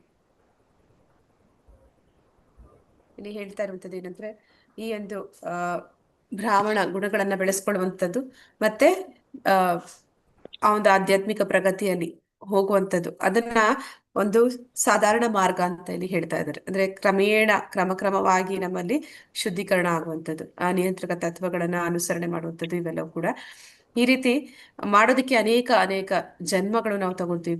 ಬಹುನಾಮ್ ಜನ್ಮನಾಮಂತೆ ಜ್ಞಾನವಾನ್ ಮಾಂ ಪ್ರಪದ್ಯತೆ ಅಂತ ಹಾಗೆ. ಆದ್ರೆ ಇದು ಸಾಧಾರಣ ಮಾರ್ಗ ಅಂತ ಹೇಳ್ತಾ ಇದ್ದಾರೆ. ಆದ್ರೆ ಯಾವುದು ಉತ್ತಮವಾದ ಮಾರ್ಗ ಅಂತಂದ್ರೆ ಅಲ್ಲಿ ಹೇಳ್ತಾ ಇರುವಂತದ್ದು, ಯಾರು ಭಗವಂತನಿಗೆ ನೇರವಾಗಿ ಶರಣಾಗತಿಯನ್ನು ಹೊಂದ್ತಾರೆ, ಅಂದ್ರೆ ಯಾರು ಭಗವಂತನಿಂದ ಆ ಒಂದು ಕೃಪೆಯನ್ನ ಬೇಡ್ತಾರೆ, ಭಗವಂತನಿಗೆ ಪ್ರಾರ್ಥನೆಗಳನ್ನ ಸಲ್ಲಿಸ್ತಾರೆ, ಸಾಧಾರಣವಾದ ಪ್ರಾರ್ಥನೆಗಳನ್ನ, ಪ್ರಾಮಾಣಿಕವಾದ ಪ್ರಯತ್ನ, ಪ್ರಾಮಾಣಿಕವಾದ ಪ್ರಾರ್ಥನೆ, ಅಂತಹ ಪ್ರಾರ್ಥನೆಗಳಿಗೆ ಭಗವಂತ ಕೂಡಲೇ ಅವನ ಒಂದು ಸಹಾಯಕ್ಕೆ ನಿಲ್ತಾನೆ ಅಂತ. ಅಂದ್ರೆ ಯಾವಾಗ್ಲೂ ಭಗವಂತ ಸಹಾಯಕ್ಕೆ ಸಿದ್ಧನಾಗಿರ್ತಾನೆ. ಯಾವಾಗ ನಾವು ನಿಜವಾದ ಮನಸ್ಥಿತಿಯಿಂದ ಪ್ರಾಮಾಣಿಕವಾಗಿ ಅವನಲ್ಲಿ ಪ್ರಾರ್ಥನೆಗಳನ್ನ ಮಾಡ್ತೀವಿ, ಆಗ ಕೂಡಲೇ ಅವನು ಕೈ ಹಿಡಿತಾನೆ, ಮತ್ತೆ ಅವರ ಪಾಪಗಳಿಂದ ಮುಕ್ತನನ್ನಾಗಿಸ್ತಾನೆ ಅಂತ ಅಲ್ಲಿ ಹೇಳ್ತಾ ಇದ್ದಾರೆ ಪ್ರಭುಪಾದರು. ಈ ಒಂದು ಕರ್ಮಕಾಂಡೀಯ ಚಟುವಟಿಕೆಗಳು ಅಂತ ಹೇಳ್ತಾ ಇದ್ದಾರೆ. ಆಗಲೇ ನಾವು ನೋಡಿದ್ವಿ, ಕರ್ಮಕಾಂಡೀಯ ಚಟುವಟಿಕೆಗಳು ಅಂತಂದ್ರೆ ವೇದಗಳಲ್ಲಿ ಕೊಟ್ಟಿರುವಂತಹ ಶಾಸ್ತ್ರಗಳು. ಅಲ್ಲಿ ನಾವು ಮಾಡುವಾಗ ಅನೇಕ ತಪ್ಪುಗಳನ್ನ ಮಾಡ್ತೀವಿ. ಆ ತಪ್ಪುಗಳು, ಅದು ಪಾಪಗಳು ನಮ್ಗೆ ಬರುವಂತೆ ಮಾಡುತ್ತೆ. ಆದ್ರೆ ಜ್ಞಾನಕಾಂಡಕ್ಕೆ ಬಂದಾಗ, ಈ ಜ್ಞಾನಕಾಂಡದಲ್ಲಿ ಅವನಿಗೆ ಸತ್ವಗುಣದಲ್ಲಿರ್ತಾನೆ, ಆ ಕಾರಣದಿಂದ ಅವನಿಗೆ ಸರಿ ತಪ್ಪಿನ ಒಂದು ವ್ಯತ್ಯಾಸಗಳು ಗೊತ್ತಿರುತ್ತೆ, ಆ ಕಾರಣದಿಂದ ಅವನ ಪಾಪಗಳು ಕಡಿಮೆ ಆಗುತ್ತೆ. ಅಂದ್ರೆ ಸತ್ವಗುಣದಲ್ಲಿ ಅವನು ಇರ್ತಾನೆ. ನಂತರ ಭಕ್ತನಾದವನು, ಅವನು ನೇರವಾಗಿ ಭಗವಂತನಿಗೆ ಶರಣಾಗತಿಯನ್ನ ಹೊಂದುವ ಮೂಲಕ, ಅಂದ್ರೆ ನನ್ನ ಆಗ್ಲೇ ಹೇಳಿದಾಗೆ ಲಿಫ್ಟ್ ನಲ್ಲಿ ಅವನು ಪ್ರೋಗ್ರೆಸ್ ಅನ್ನುವಂಥದ್ದು ಅಷ್ಟು ಫಾಸ್ಟ್ ಆಗಿ ಆಗುತ್ತೆ ಅಂತ. ಹಾಗೆ ಅವನು ಸ್ವತಃ ಭಗವಂತನ ಶರಣಾಗತಿಗೆ ಹೋಗಿದ್ದಾನೆ, ಭಕ್ತಿ ಸೇವೆಯಲ್ಲಿ ತೊಡಗಿದ್ದಾನೆ, ಅಂತವನಿಗೆ ಭಕ್ತಿ ಮಾರ್ಗದಲ್ಲಿ ಬರುವ ಎಲ್ಲ ಅಡೆತಡೆಗಳನ್ನ ಭಗವಂತ ನಿವಾರಣೆ ಮಾಡ್ತಾನೆ. ಅಂದ್ರೆ ನಾವು ನೋಡಿದ್ವಿ, ಬ್ರಾಹ್ಮಣ ಅಂತಂದ್ರೆ ಉತ್ತಮ ಕುಲ ಅಂತ. ಆದ್ರೆ ಬ್ರಾಹ್ಮಣನಿಗಿಂತ ಹೆಚ್ಚಿನ ಅರ್ಹತೆ ಅಂತಂದ್ರೆ ವೈಷ್ಣವನಾಗುವಂಥದ್ದು.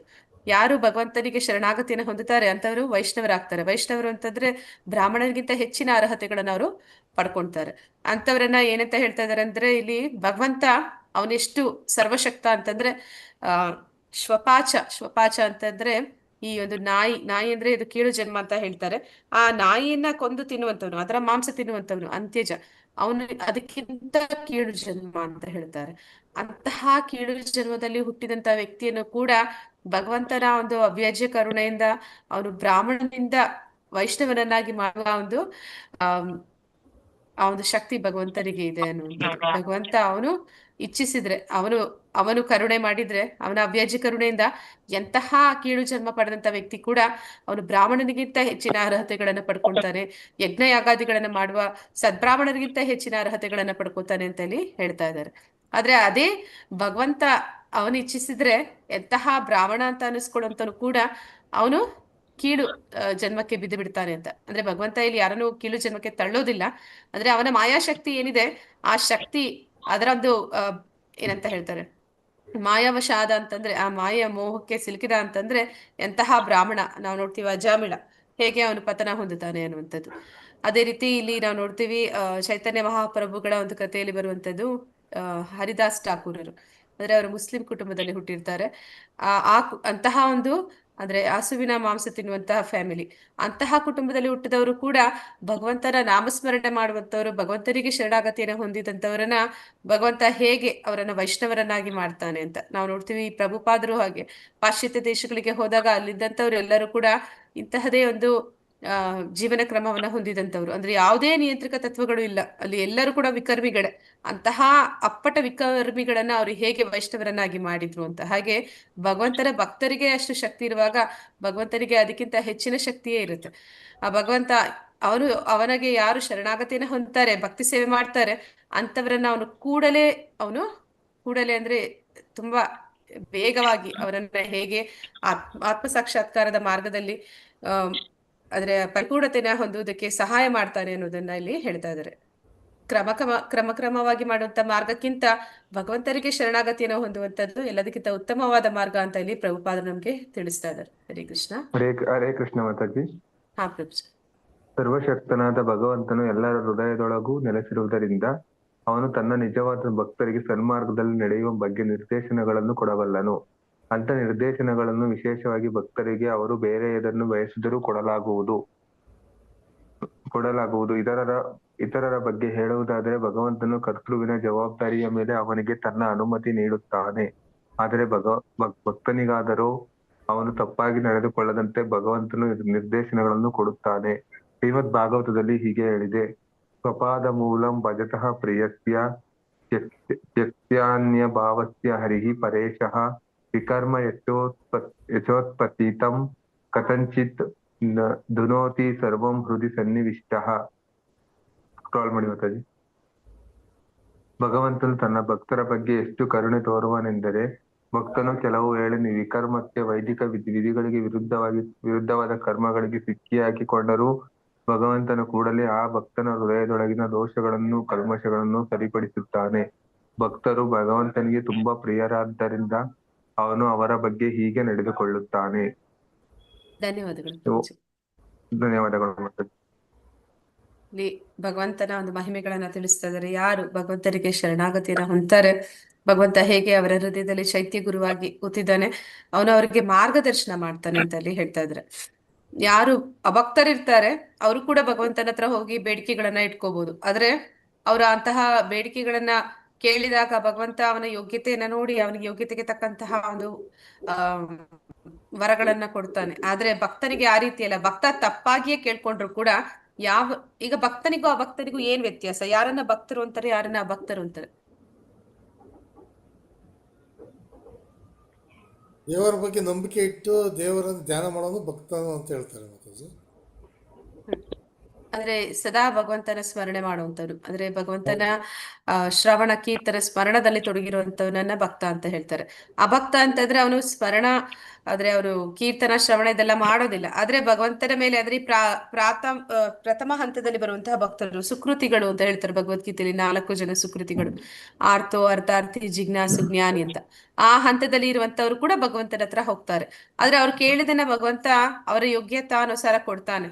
ಆದ್ರೆ ಯಾರು ಭಕ್ತರು ಅಂತಂದ್ರೆ ಯಾರು ಭಗವಂತನ ಸದಾ ಸ್ಮರಣೆಯಲ್ಲಿ ತೊಡಗಿರ್ತಾರೆ, ಅವನ ಒಂದು ಶ್ರವಣ ಕೀರ್ತನ ಸ್ಮರಣದಲ್ಲಿ ಇರ್ತಾರೆ, ಅಂತವರು ಯಾವ್ದಾದ್ರು ಒಂದು ಸಂದರ್ಭವಶವಾಗಿ ಅವರು ವಿಕರ್ಮಕ್ಕೆ ಕೈ ಹಾಕಿದ್ರು ಕೂಡ ಅಂತವರನ್ನ ಕಾಪಾಡೋ ಒಂದು ಜವಾಬ್ದಾರಿ ಭಗವಂತ ತಗೊಂಡಿರ್ತಾನೆ. ಅಂದ್ರೆ ಹೇಳ್ತಾನೆ ಭಗವಂತ ಅರ್ಜುನನಿಗೆ ಹೇಳ್ತಾನೆ, ಘೋಷಿಸು, ನನ್ನ ಭಕ್ತರು ನಾಶ ಆಗೋದಿಲ್ಲ ಅಂತ. ಹಾಗೆ ಭಗವಂತ ಸದಾ ತನ್ನ ಭಕ್ತರ ಹೃದಯದಲ್ಲಿ ಚೈತ್ಯ ಗುರುವಾಗಿ ಅವರಿಗೆ ನಿರ್ದೇಶನಗಳನ್ನ ಕೊಡ್ತಾನೆ. ಅದನ್ನ ಇಲ್ಲಿ ಹೇಳ್ತಾ ಇದ್ದಾರೆ ಒಂದು ಭಾಗವತದ ಶ್ಲೋಕದ ಮೂಲಕ.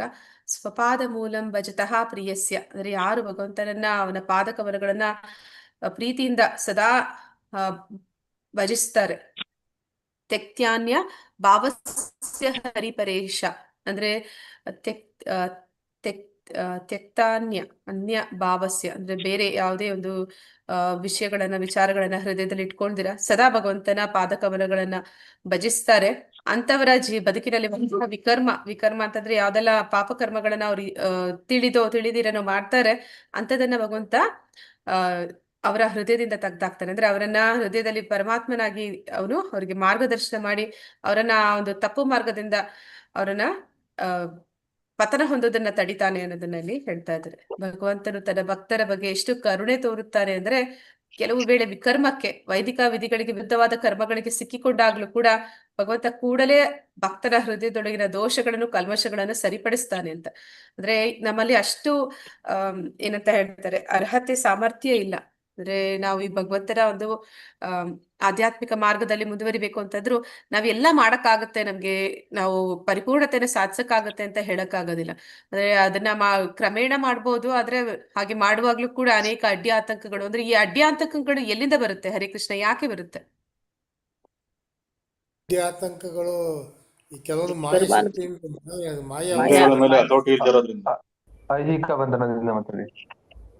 ಈ ಅಡ್ಡಿ ಆತಂಕಗಳು ಎಲ್ಲಿಂದ ಬರ್ತಾ ಇದೆ ಅಂದ್ರೆ ನಮ್ಮ ಪೂರ್ವ ಕರ್ಮದ ಪಾಪಕರ್ಮಗಳು, ಪೂರ್ವದಲ್ಲಿ ಮಾಡಿದಂತಹ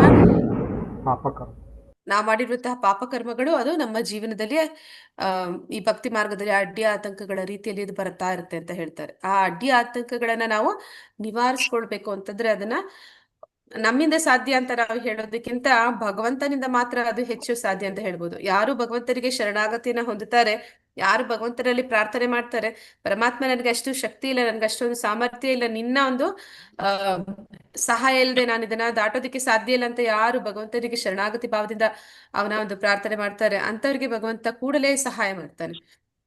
ಹಾಗೆ ಇಲ್ಲಿ ಹೇಳ್ತಾ ಇದ್ದಾರೆ, ಅಂತಹ ವಿಕರ್ಮಕ್ಕೆ ಅವನು ಯಾವಾಗಾದ್ರೂ ಸಿಕ್ಕಾಕೊಂಡ್ರು ಕೂಡ ಭಗವಂತ ಚೈತ್ಯ ಗುರುವಾಗಿ ಅವನ ದೋಷಗಳನ್ನ ಕಲ್ಮಶಗಳನ್ನ ಸರಿಪಡಿಸ್ತಾನೆ ಅಂತ. ಅಂದ್ರೆ ಕೆಲವೊಂದ್ಸಲ ಹೇಗೆ ಆಗುತ್ತೆ ಅಂತಂದ್ರೆ, ಭಕ್ತಿ ಮಾರ್ಗದಿಂದ ತುಂಬಾ ಕಾಲದಿಂದ ಭಕ್ತಿ ಮಾರ್ಗದಲ್ಲಿ ಇದ್ದವರು ಕೂಡ ಪತನವನ್ನ ಹೊಂದು ಬಿಡುತ್ತಾರೆ. ಅಂದ್ರೆ ಇದಕ್ಕಿದ್ದ ಹಾಗೆ ಅವರು ಆ ಭಕ್ತಿ ಮಾರ್ಗದಿಂದ ದೂರ ಸರಿದು ಬಿಡ್ತಾರೆ. ಕಾರಣ ಏನು ಅಂತಂದ್ರೆ, ಅವರ ಹಿಂದಿನ ಕರ್ಮದ ಒಂದು ಪಾಪ ಕರ್ಮಗಳು ಅದು ಫಲ ಕೊಡೋದಕ್ಕೆ ಪ್ರಾರಂಭ ಮಾಡಿರುತ್ತೆ. ಆದ್ರೆ ಯಾವಾಗ ನಾವು ಭಗವಂತನ ಪಾದವನ್ನು ಗಟ್ಟಿಯಾಗಿ ಹಿಡ್ಕೋತೀವಿ, ಆಗ ಭಗವಂತ ಅಂತಹ ಪರಿಸ್ಥಿತಿಯನ್ನು ಕೂಡ ದಾಟಿ ಹೋಗೋದಕ್ಕೆ ನಮ್ಗೆ ಸಹಾಯ ಮಾಡ್ತಾನೆ. ಯಾಕೆ ಅಂದ್ರೆ ಅವನು ಭಗವಂತ ತನ್ನ ಏನಂತ ಹೇಳ್ತಾರೆ, ಭಕ್ತವತ್ಸಲ, ಅವರ ಭಕ್ತರನ್ನ ಅವನು ಅಷ್ಟು ಇಷ್ಟಪಡ್ತಾನೆ. ಆ ಕಾರಣದಿಂದ ಅವನು ಅವರನ್ನ ಸದಾ ಕಾಪಾಡ್ತಾನೆ ಅಂತ ಇಲ್ಲಿ ಪ್ರಭುಪಾದರು ತಿಳಿಸ್ತಾ ಇದ್ದಾರೆ. ಶ್ಲೋಕ 7 ಮಾತಾಜಿ, 11.5 ಹರೇ ಕೃಷ್ಣ. ಶ್ಲೋಕ 11.5 ಶ್ಲೋಕ 7 ಹೇಳಿ ಮಾತಾಜಿ. 11.5 ಶ್ಲೋಕ ಅಧ್ಯಾಯ 1 ಶ್ಲೋಕ 5. ಶ್ರೀ ಭಗವಾನ್ ಉವಾಚ ಪಶ್ಯ ಮೇ ಪಾರ್ಥ ರೂಪಾಣಿ ಶತಸೋತ ಸಹಸ್ರಶ ನಾನಾ ವಿಧಾನಿ ದಿವ್ಯಾನಿ ನಾನಾ ವರ್ಣಾಕೃತಿ ನೀಚ ಕೃತಿ ನೀನಿ ಚ. ಹರೇ ಕೃಷ್ಣ. ಮತ್ತೆ 42 ಒಂದಿದೆ. ಹಾಗಾದ್ರೆ ಈ ಶ್ಲೋಕ ಅದು 11.5 ಅದಲ್ವಾ ಮಾತಾಜಿ? ಸ್ವಪಾದ ಅಲ್ಲ ಮಾತಾಜಿ, ಅದಲ್ಲ. ಅದಲ್ವಾ? ಅಲ್ಲ ಮಾತಾಜಿ, 11.5 ಶ್ರೀ ಭಗವಾನ್ ವಾಚಂದ್ರ ಬರ್ತಾ ಇರೋದು. ಓಕೆ,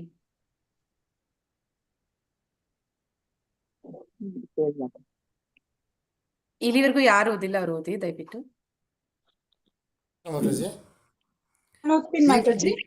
ಈ ಮಂತ್ರದಲ್ಲಿ ಭಕ್ತನು ತನ್ನ ಹೃದಯದೊಳಗಿಂದ ತನ್ನನ್ನು ಸರಿಪಡಿಸಬೇಕೆಂದು ಭಗವಂತನನ್ನು ಕೇಳಿಕೊಳ್ಳುತ್ತಾನೆ. ತಪ್ಪು ಮಾಡುವುದು ಮನುಷ್ಯನ ಸ್ವಭಾವ. ಬದ್ಧಾತ್ಮನು ಅನೇಕ ವೇಳೆ ತಪ್ಪುಗಳನ್ನು ಮಾಡುವ ಸಂಭವವಿರುತ್ತದೆ. ಅರಿಯದೆ ಮಾಡಿದ ಅಂಥ ಪಾಪಗಳ ವಿರುದ್ಧ ಪ್ರಾಯಶ್ಚಿತ್ತ ಮಾಡಿಕೊಳ್ಳುವ ಏಕೈಕ ಮಾರ್ಗವೆಂದರೆ ಭಗವಂತನ ಪಾದಾರವಿಂದಗಳಿಗೆ ತನ್ನನ್ನು ಒಪ್ಪಿಸಿಕೊಂಡು ಅವನ ಮಾರ್ಗದರ್ಶನ ಕೋರುವುದು. ಶರಣಾಗತರನ್ನು ಭಗವಂತನನ್ನು ಕಾಪಾಡುವನು.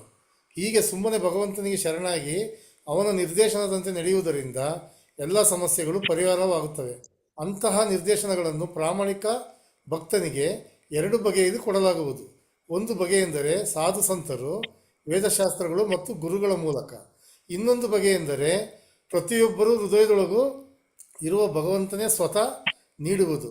ಹೀಗೆ ಭಕ್ತನು ಎಲ್ಲ ವಿಧದಲ್ಲೂ ರಕ್ಷಿತನಾಗಿದ್ದಾನೆ. ಧನ್ಯವಾದಗಳು ಪ್ರಭುಜಿ. ಹರೇ ಕೃಷ್ಣ. ಅದರಲ್ಲಿ ಹೇಳ್ತಾ ಇದ್ದಾರೆ, ಹೃದಯದಲ್ಲಿ ಭಗವಂತ ಹೇಗೆ ಅವನಿಗೆ ತನ್ನ ಭಕ್ತನಿಗೆ ಮಾರ್ಗದರ್ಶನಗಳನ್ನ ಮಾಡ್ತಾನೆ, ಯಾವ ರೀತಿ ಸಹಾಯ ಮಾಡ್ತಾನೆ, ಅವನ ಅವ್ಯಾಜ ಕರುಣೆ ಯಾವ ರೀತಿ ಅವನಿಗೆ ತೋರಿಸ್ತಾನೆ ಅನ್ನುವಂಥದ್ದು. ಅಂದ್ರೆ ಒಂದು ತಪ್ಪು ಮಾಡುವುದು. ನಾವು ಈಗ ನೋಡಿದೀವಿ, ಮನುಷ್ಯ ಅಂತಂದ್ರೆ ನಮ್ಮಲ್ಲಿ 4 ದೋಷಗಳಿದೆ ಅಲ್ವಾ? ಹರೇ ಕೃಷ್ಣ. ಮನುಷ್ಯನಲ್ಲಿರುವಂತ 4 ದೋಷಗಳು ಯಾರು ಹೇಳ್ತೀರಾ?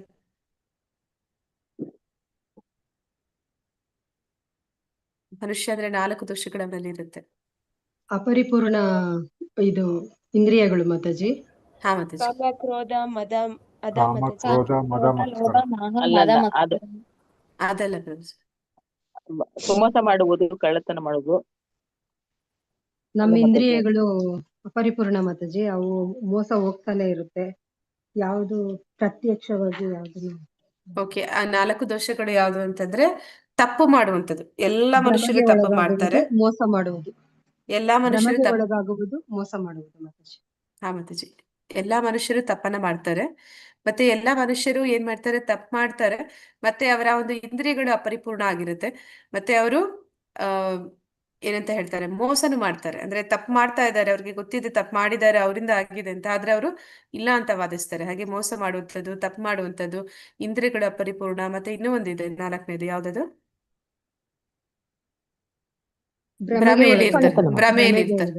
ಭ್ರಮೆಯಲ್ಲಿ ಇರ್ತಾರೆ. ಇದೆಲ್ಲವೂ ಕೂಡ ಮನುಷ್ಯನ ಒಂದು ಸಹಜ ಸ್ವಭಾವ ಅಂತ ಹೇಳ್ತಾರೆ. ಹೀಗೆ ಪ್ರತಿಯೊಬ್ಬರು ಕೂಡ ಮನುಷ್ಯನಾಗಿ ಹುಟ್ಟಿದ ಮೇಲೆ ತಪ್ಪು ಮಾಡೇ ಮಾಡ್ತಾರೆ. ಅದನ್ನ ಇಲ್ಲಿ ಹೇಳ್ತಾ ಇದ್ದಾರೆ. ಆದ್ರೆ ಅರಿಯದೆ ಮಾಡಿದಂತ ಪಾಪಗಳ ವಿರುದ್ಧ ಪ್ರಾಯಶ್ಚಿತ ಮಾಡ್ಕೊಳ್ಳೋದು ಅಂತಂದ್ರೆ ಏನು ಅಂತಂದ್ರೆ, ಭಗವಂತನಿಗೆ ಅವನ ಪಾದಾರವಿಂದಗಳಿಗೆ ಶರಣಾಗತಿನ ಹೊಂದುವಂಥದ್ದು. ಯಾವಾಗ ನಾವು ಭಗವಂತ ನೀನ್ ಕಾಪಾಡುವಂತ ಅವನಿಗೆ ಶರಣಾಗ್ತೀವಿ, ಆಗ ಆ ಒಂದು ತಿಳಿಯದೆ ನಾವು ಮಾಡಿದಂತ ಎಲ್ಲ ಪಾಪಗಳಿಂದ ನಮ್ಗೆ ಬಿಡುಗಡೆ ಸಿಗುತ್ತೆ ಅನ್ನೋದನ್ನಲ್ಲಿ ಹೇಳ್ತಾ ಇದ್ದಾರೆ. ಆದ್ರೆ ಅಂತಹ ಶರಣಾಗತಿ ಹೊಂದಿದಂತಹ ಪ್ರಾಮಾಣಿಕ ಭಕ್ತನಿಗೆ ಭಗವಂತ ಎರಡು ರೀತಿ ಸಹಾಯ ಮಾಡ್ತಾನೆ ಅಂತ. ಒಂದು ಗುರುವಾಗಿ, ಸಾಧುವಾಗಿ, ಶಾಸ್ತ್ರವಾಗಿ ಬರ್ತಾನೆ, ಅದು ಹೊರಗಡೆಯಿಂದ ಬರುವಂತದ್ದು. ಇನ್ನೊಂದು ಹೃದಯದೊಳಗಿಂದಾನೇ ಅವನಿಗೆ ನಿರ್ದೇಶನಗಳನ್ನ ಕೊಡ್ತಾನೆ, ಸ್ವತಃ ಅವನೇ ಭಗವಂತನೇ ನಿರ್ದೇಶನಗಳನ್ನ ಕೊಡ್ತಾನೆ ಚೈತ್ಯ ಗುರುವಾಗಿ. ಹೀಗೆ ಹೊರಗಿನಿಂದಲೂ ಒಳಗಿನಿಂದಲೂ ಭಕ್ತನಾದವನು ಸದಾ ಭಗವಂತನ ಒಂದು ರಕ್ಷಣೆಯಲ್ಲಿದ್ದಾನೆ ಅನ್ನೋದನ್ನಲ್ಲಿ ತಿಳಿಸ್ತಾ ಇದ್ದಾರೆ. ಹರೇ ಕೃಷ್ಣ. ಮುಂದುವರಿಸಿರ. ಇಲ್ಲಿವರೆಗೂ ಯಾರು ಓದಿಲ್ಲ? ಅವ್ರು ಓದಿ. ಓದ್ತೀನಿ ಮಾತಾಜಿ. ಹರೇ ಕೃಷ್ಣ. ಹರೇ ಕೃಷ್ಣ. ವೈದಿಕ ಜ್ಞಾನವು ದಿವ್ಯವಾದುದು, ಅದನ್ನು ಲೌಕಿಕ ಶಿಕ್ಷಣ ವಿಧಾನಗಳಿಂದ ಅರಿಯಲಾಗದು. ಒಬ್ಬನು ವೇದ ಮಂತ್ರಗಳ ಅರ್ಥವನ್ನು ಭಗವತೃಪ್ತಿಯಿಂದ ಗುರುವಿನ ಮೂಲಕ ಅರಿಯಬಹುದು. ಭಗವದ್ ಕೃಪೆ ಅರಿಯಬಹುದು. ಒಬ್ಬನಿಗೆ ಸದ್ಗುರುವಿನ ಆಶ್ರಯ ದೊರೆತರೆ ಅವನ ಮೇಲೆ ಭಗವಂತನ ಕೃಪೆ ಇದೆ ಎಂದು ತಿಳಿಯಬೇಕು. ಭಗವಂತನು ಭಕ್ತನಿಗೆ ಆಧ್ಯಾತ್ಮಿಕ ಗುರುವಾಗಿ ಕಾಣಿಸಿಕೊಳ್ಳುತ್ತಾನೆ. ಹೀಗಾಗಿ ವೈದಿಕ ವಿಧಿಗಳು, ಗುರುಗಳು, ಅಂತರಂಗ ಎಲ್ಲರೂ ಭಕ್ತನಿಗೆ ಸಂಪೂರ್ಣ ಮಾರ್ಗದರ್ಶನ ನೀಡುತ್ತಾರೆ. ಆದ್ದರಿಂದ ಭಕ್ತನು ಮತ್ತೆ ಮಾಯೆಗೆ ಬೀಳುವ ಸಂಭವವೇ ಇಲ್ಲ. ಹೀಗೆ ಎಲ್ಲಾ ಕಡೆಯಿಂದಲೂ ರಕ್ಷಿಸಲ್ಪಟ್ಟ ಭಕ್ತನು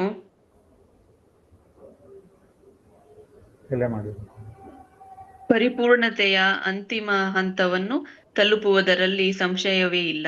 ಈ ಇಡೀ ಪ್ರಕ್ರಿಯೆಯನ್ನು ಈ ಶ್ಲೋಕದಲ್ಲಿ ಸೂಕ್ಷ್ಮವಾಗಿ ಹೇಳಿದೆ. ಶ್ರೀಮದ್ ಭಾಗವತವು 1.2.17 ಇಂದ 20 ಇದನ್ನು ಮತ್ತಷ್ಟು ವಿಸ್ತಾರವಾಗಿ ಹೇಳುತ್ತದೆ. ಭಗವಂತನ ಹರೇ ಕೃಷ್ಣ. ಹರೇ ಕೃಷ್ಣ. ಓಕೆ, ಈ ವೈದಿಕ ಜ್ಞಾನ ಅನ್ನುವಂಥದ್ದು ಅದು ನಾವು ನೋಡಿದ್ದೀವಿ. ಅಂತ್ಯ ಪಟಾಕಿ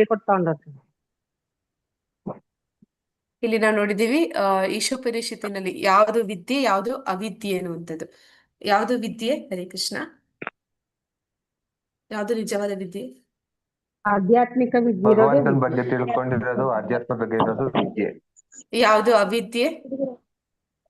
ಐಹಿಕ ಬಂಧನಕ್ಕೆ ಭೌತಿಕ ಇದು ಆಸೆಗಳನ್ನ ಒಳಗೊಂಡಿರೋದು ಅವಿದ್ಯೆ. ಲೌಕಿಕ ಶಿಕ್ಷಣ ಅನ್ನುವಂಥದ್ದು ಅವಿದ್ಯೆ ಅನ್ನೋದನ್ನ ನಾವು ನೋಡಿದ್ದೀವಿ. ಆ ಲೌಕಿಕ ಶಿಕ್ಷಣದಿಂದ ನಾವು ಭಗವಂತನ ಈ ಒಂದು ದಿವ್ಯ ಜ್ಞಾನವನ್ನ ತಿಳಿಲಿಕ್ಕೆ ಸಾಧ್ಯ ಇಲ್ಲ. ಆದ್ರೆ ಭಗವಂತನ ಕೃಪೆ ಅದಿದ್ದಾಗ ಮಾತ್ರ ನಮ್ಮ ಜೀವನದಲ್ಲಿ ಅವ್ಯಾಜ್ಯ ಕರುಣೆ ಯಾವ ರೀತಿ ಬರುತ್ತೆ ಅಂತಂದ್ರೆ ಗುರುವಿನ ಮೂಲಕ ಬರುತ್ತೆ. ಭಗವಂತನ ಅವ್ಯಾಜ್ಯ ಕೃಪೆ ಇದ್ರೆ ಮಾತ್ರನೇ ನಮ್ಗೆ ಗುರು ಅನ್ನುವಂಥದ್ದು ಸಿಗ್ಲಿಕ್ಕೆ ಸಾಧ್ಯ. ಅಂತಹ ಸದ್ಗುರುವಿನ ಯಾವಾಗ ನಾವು ಆಶ್ರಯ ಪಡಿತೀವಿ, ಅವನ ಮಾರ್ಗದರ್ಶನದಲ್ಲಿ ನಾವು ಭಕ್ತಿಯನ್ನ ಮುಂದುವರಿಸ್ತೀವಿ, ಆಗ ಭಗವಂತನ ಕೃಪೆ ಅನ್ನುವಂಥದ್ದು ನಮ್ಗೆ ಸಿಕ್ಕಿದೆ ಅಂತ ಅರ್ಥ. ಅಂತಹ ಯಾರು ಭಕ್ತನಿರ್ತಾನೆ ಅವನು ಈ ಒಂದು ಶಾಸ್ತ್ರಗಳ ಮೂಲಕ, ಗುರುವಿನ ಮೂಲಕ ಸ್ವತಃ ಭಗವಂತನಾಗಿ ಅವರು ಚೈತ್ಯ ಗುರುವಾಗಿ ಅವರಿಗೆ ನಿರ್ದೇಶನಗಳನ್ನ ಕೊಡ್ತಾನೆ ಅಂತ ಇಲ್ಲಿ ತಿಳಿಸ್ತಾ ಇದ್ದಾರೆ. ಹಾಗೆ ಅಂತಹ ಭಕ್ತ ಯಾರು ಈ ರೀತಿ ಒಳಗಿನಿಂದಲೂ ಹೊರಗಿನಿಂದಲೂ ರಕ್ಷಿಸಲ್ಪಟ್ಟಿದ್ದಾನೆ ಅಂತವನಿಗೆ ಈ ಮಾಯೆಯ ಬಲೆಗೆ ಅವನು ಸಿಕ್ಕೋದಿಲ್ಲ ಅನ್ನೋದನ್ನಲ್ಲಿ ಹೇಳ್ತಾ ಇದ್ದಾರೆ. ಇದನ್ನ ಹೆಚ್ಚು ವಿವರವಾಗಿ ನಮ್ಗೆ ಈ ಒಂದು ಭಾಗವತದ ಮೊದಲನೇ ಸ್ಕಂದದ 2ನೇ ಅಧ್ಯಾಯದ 17ರಿಂದ 20 ಶ್ಲೋಕಗಳು ನಮ್ಗೆ ವಿಸ್ತಾರವಾಗಿ ತಿಳಿಸ್ಕೊಡುತ್ತೆ ಅನ್ನೋದನ್ನಲ್ಲಿ ಹೇಳಿದ್ದಾರೆ. ಅಂದ್ರೆ ಹೇಗೆ ಅಂತಂದ್ರೆ ಈಗ ಏನಂತ ಹೇಳ್ತಾರೆ ಅಂದ್ರೆ ಮನುಷ್ಯ ಜನ್ಮ ಅನ್ನುವಂಥದ್ದು ಅದು ತುಂಬಾ ದುರ್ಲಭ ಅಂತ. ಅಂತಹ ಮನುಷ್ಯ ಜನ್ಮ ಸಿಕ್ಕಾಗ ಅದನ್ನ ಒಂದು ದೋಣಿಗೆ ಹೋಲಿಸ್ತಾರೆ. ಒಂದು ದೋಣಿ ಅನ್ನುವಂಥದ್ದು ಈ ಒಂದು ಕಷ್ಟ ಸಾಗರ ಅನ್ನುವಂಥದ್ದು ಏನಿದೆ, ನಾವು ಮಾಡಿರುವಂತಹ ಪಾಪ ಕರ್ಮಗಳು ನಮ್ಮ ಒಂದು ಆಧ್ಯಾತ್ಮಿಕ ಉನ್ನತಿಗೆ ಅಡೆತಡೆಗಳಾಗಿ ಅದು ಏನು ಅಲೆ ಅಲೆಯಾಗಿ ಬರ್ತಿವೆ, ಅಂತಹ ಒಂದು ಸಾಗರದ ಮೇಲೆ ನಾವು ಸುರಕ್ಷಿತವಾಗಿ ಪ್ರಯಾಣ ಮಾಡಿ ಆ ಒಂದು ದಡವನ್ನ ಸೇರ್ಬೇಕು ಅಂತಂದ್ರೆ ನಮಗೆ ಮನುಷ್ಯ ಜನ್ಮದ ಒಂದು ಅವಶ್ಯಕತೆ ಇದೆ. ಮನುಷ್ಯ ಜನ್ಮ ಸಿಕ್ಕಿ ನಮ್ಮ ಇಂದ್ರಿಯಗಳು ಅದಕ್ಕೆ ನಮಗೆ ಸಹಾಯ ಮಾಡುತ್ತೆ ಅಂತ. ಅಂದ್ರೆ ಇಂದ್ರಿಯಗಳು ಅನ್ನುವಂಥದ್ದು ನಮಗೆ ಕಷ್ಟನೂ ಕೊಡುತ್ತೆ. ಅದನ್ನ ನಾವು ಸರಿಯಾದ ರೀತಿಯಲ್ಲಿ ಬಳಸ್ಕೊಂಡಾಗ ಅದು ನಮ್ಗೆ ಭಕ್ತಿ ಮಾರ್ಗದಲ್ಲಿ ನಮಗೆ ಸಹಾಯ ಕೂಡ ಮಾಡುತ್ತೆ. ಆದ್ರೆ ಆ ದೋಣಿಯನ್ನ ನಡೆಸುವಂತವ್ರು, ಅದಕ್ಕೆ ಮಾರ್ಗದರ್ಶನ ಮಾಡುವಂತವ್ರು ಗುರು ಬೇಕು. ಅಲ್ಲಿ ಗುರು ಬೇಕು. ನಂತರ ಅದಕ್ಕೆ ಸರಿಯಾದ ರೀತಿಯಲ್ಲಿ ಹುಟ್ಟಾಕ್ತಾರೆ ಅಂತ ಹೇಳ್ತಾರೆ. ದೋಣಿ ಅಂದ್ರೆ ಹುಟ್ಟಾಕುವಂಥದ್ದು. ಹಾಗೆ ಶಾಸ್ತ್ರಗಳು ಮತ್ತೆ ಈ ಒಂದು ಭಗವಂತನ ಕೃಪೆ ಇವೆಲ್ಲವೂ ಕೂಡ ನಮ್ಗೆ ಸಹಾಯ ಮಾಡುತ್ತೆ.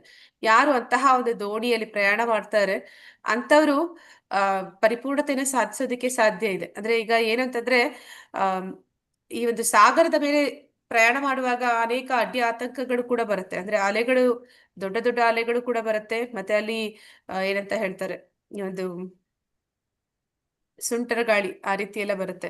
ಅಂದ್ರೆ ಅವೆಲ್ಲವೂ ಕೂಡ ನಾವು ಮಾಡಿದ ಇಂದಿನ ಪೂರ್ವ ಕರ್ಮಗಳು. ಅವು ನಮಗೆ ಬೀಳುವಂತೆ ನಮ್ಮನ್ನ ಮಾಡುತ್ತೆ. ಆದ್ರೆ ಯಾರು ಗಟ್ಟಿಯಾಗಿ ಭಗವಂತನ ಪಾದ ಹಿಡಿದಿದ್ದಾರೆ, ಭಗವಂತನ ಪ್ರತಿನಿಧಿಯಾದಂತಹ ಗುರುವಿನ ಪಾದವನ್ನ ಗಟ್ಟಿಯಾಗಿ ಹಿಡಿದಿದ್ದಾರೆ, ಮತ್ತೆ ಅಂದ್ರೆ ಅವರು ತಿಳಿಸ್ಕೊಟ್ಟಿರುವಂತಹ ಈ ಕೃಷ್ಣ ಪ್ರಜ್ಞೆ ಅನ್ನುವಂಥದ್ದು ಏನಿದೆ, ಅದೊಂದು ಪ್ರಾಸೆಸ್, ಅದೊಂದು ಪ್ರಕ್ರಿಯೆ.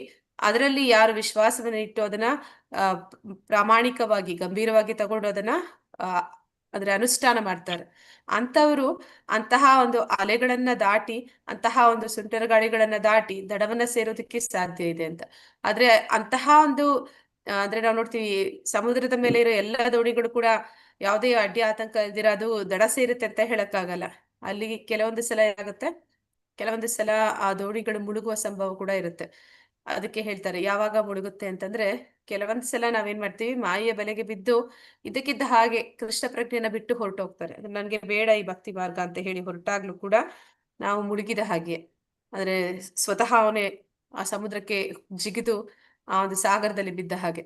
ಇನ್ನೊಂದು ಸಲ ಏನಾಗುತ್ತೆ ಅಂತಂದ್ರೆ, ನಮ್ಗೆ ಈ ಒಂದು ಯಮ ನಿಯಮಗಳನ್ನ ಕೊಟ್ಟಿರ್ತಾರೆ, ಗುರುವಿನ ಒಂದು ಆದೇಶ ಅನುಸಾರ ನಾವು ಕೆಲವೊಂದು ಅಂದ್ರೆ ಶ್ರವಣ, ಕೀರ್ತನ, ಸ್ಮರಣ ಇವುಗಳನ್ನ ಸರಿಯಾದ ರೀತಿಯಲ್ಲಿ ಅನುಷ್ಠಾನ ಮಾಡದೇ ಇದ್ದಾಗ ಏನಾಗುತ್ತೆ ಅಂದ್ರೆ, ಅದೇ ಒಂದು ಬೋಟಿನಲ್ಲಿ ನಾವು ಅಂದ್ರೆ ಅಲ್ಲಿ ಒಂದು ರಂಧ್ರವನ್ನ ಮಾಡಿದ ಹಾಗೆ ಏನಾಗುತ್ತೆ, ರಂಧ್ರ ಮಾಡಿದಾಗ ಅದು ಕ್ರಮೇಣ ದೊಡ್ಡದಾಗಿ ನೀರು ತುಂಬಿ ಆ ಬೋಟು ಕೂಡ ಅದು ಮುಳುಗೋ ಸಂಭವ ಇರುತ್ತೆ.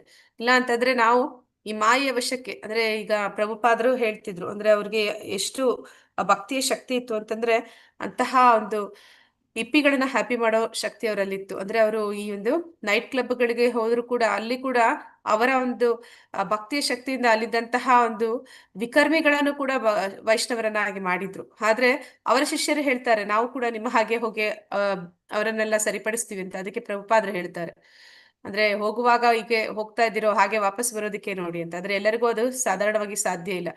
ಹಾಗೆ ನಾವು ಕೂಡ ಭಕ್ತಿ ಮಾರ್ಗದಲ್ಲಿ ಮಾಯೆಯ ಬಲೆ, ಅಂದ್ರೆ ಅದು ಸುಂಟರ ಗಾಳಿಯಾಗಿ ಬರುತ್ತೆ.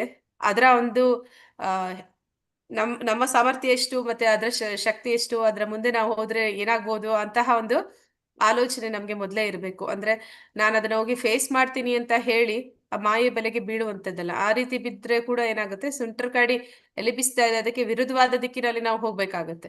ಹಾಗೆ ಹೋಗ್ದಿರ ಅದ್ರ ಹತ್ರ ನಾವು ಹೋದ್ವಿ ಅಂದ್ರೆ ಅಲ್ಲೂ ಕೂಡ ಆ ದೋಣಿ ಅದು ಮುಳುಗಿ ಹೋಗುತ್ತೆ. ಹಾಗೆ ಈ ಒಂದು ಭಕ್ತಿ ಎನ್ನುವಂಥದ್ದು, ಮತ್ತೆ ಭಗವಂತನ ಶರಣಾಗತಿ ಭಾವ, ಮತ್ತೆ ಗುರುವಿನ ಒಂದು ಅವ್ಯಾಜ್ಯ ಕರುಣೆ, ಭಗವಂತನ ಕರುಣೆ, ಈ ಕರುಣೆಯಲ್ಲಿ ನಮ್ಗೆ ವಿಶ್ವಾಸ ಇರಬೇಕು.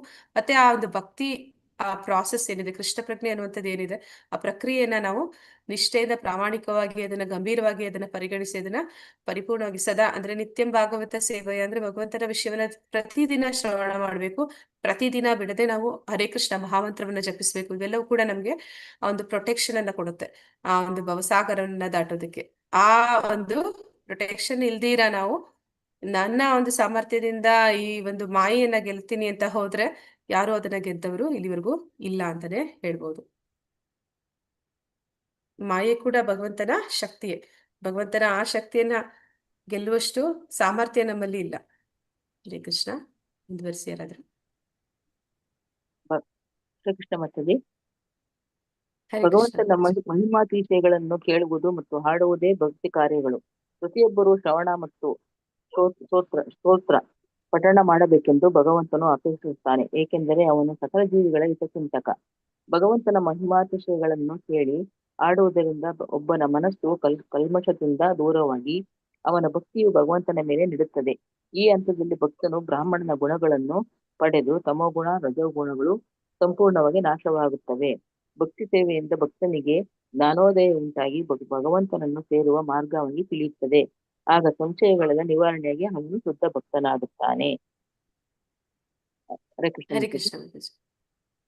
ಅಂದ್ರೆ ಯಾವಾಗ ಒಂದು ಭಗವಂತನ ನಾಮರೂಪ ಗುಣಲೀಲೆಗಳನ್ನ ತಿಳಿಸ್ಕೊಡುವಂತಹ ಶಾಸ್ತ್ರಗಳನ್ನ ನಾವು ಸದಾ ಅದನ್ನ ಕೇಳ್ತೀವಿ, ಶ್ರವಣ ಮಾಡ್ತೀವಿ. ಅಂದ್ರೆ ಪ್ರತಿದಿನ ಭಗವಂತನ ವಿಚಾರವನ್ನ ತಿಳಿಲಿಕ್ಕೆ ಸಮಯವನ್ನ ನಾವು ಅದಕ್ಕಾಗಿ ಇರಿಸ್ಬೇಕು. ಹಾಗೆ ಇರಿಸ್ತೀರಾ ನಾವು ಭಗವಂತನ ಶ್ರವಣ ಮಾಡೋದಿಕ್ಕೆ, ಮತ್ತೆ ಅವನ ಒಂದು ನಾಮ ಗುಣಲೀಲೆಗಳನ್ನ ಹಾಡೋದಕ್ಕೆ, ಅಂದ್ರೆ ಸ್ತೋತ್ರ ಮಾಡೋದಕ್ಕೆ ಅಥವಾ ಹರೇ ಕೃಷ್ಣ ಮಹಾಮಂತ್ರ ಹೇಳೋದಕ್ಕೆ ನನ್ನ ಹತ್ರ ಸಮಯ ಇಲ್ಲ ಅಂತ ನಾವು ಹೇಳ್ತಾ ಇದೀವಿ ಅಂತಂದ್ರೆ ಆದ್ರೆ ನಮ್ಗೆ ಇನ್ನ ಅವ್ಯಾಜ್ಯ ಕರುಣೆ ಸಿಕ್ಕಿಲ್ಲ ಅಂತಾನೆ ಹೇಳ್ಬೇಕು. ಯಾವಾಗ ಭಗವಂತನ ಅವ್ಯಾಜ್ಯ ಕರುಣೆ, ಗುರುವಿನ ಕರುಣೆ ಸಿಗುತ್ತೆ, ಆಗ ಯಾವುದು ಕೂಡ ಅಸಾಧ್ಯವಾದ ಯಾವುದು ಇರೋದಿಲ್ಲ. ಹಾಗೆ ಭಕ್ತಿಯ ಮಾರ್ಗದಲ್ಲಿ ನಾವು 4 ನಿಯಂತ್ರಕ ತತ್ವಗಳನ್ನ ಹೇಳಿದಾಗ ಪ್ರಾರಂಭದ ಹಂತದಲ್ಲಿ ನಾವು ಕೆಲವೊಬ್ಬರಿಗೆ ಅದು ಅಸಾಧ್ಯ ಅಂತ ಅನಿಸ್ಬೋದು.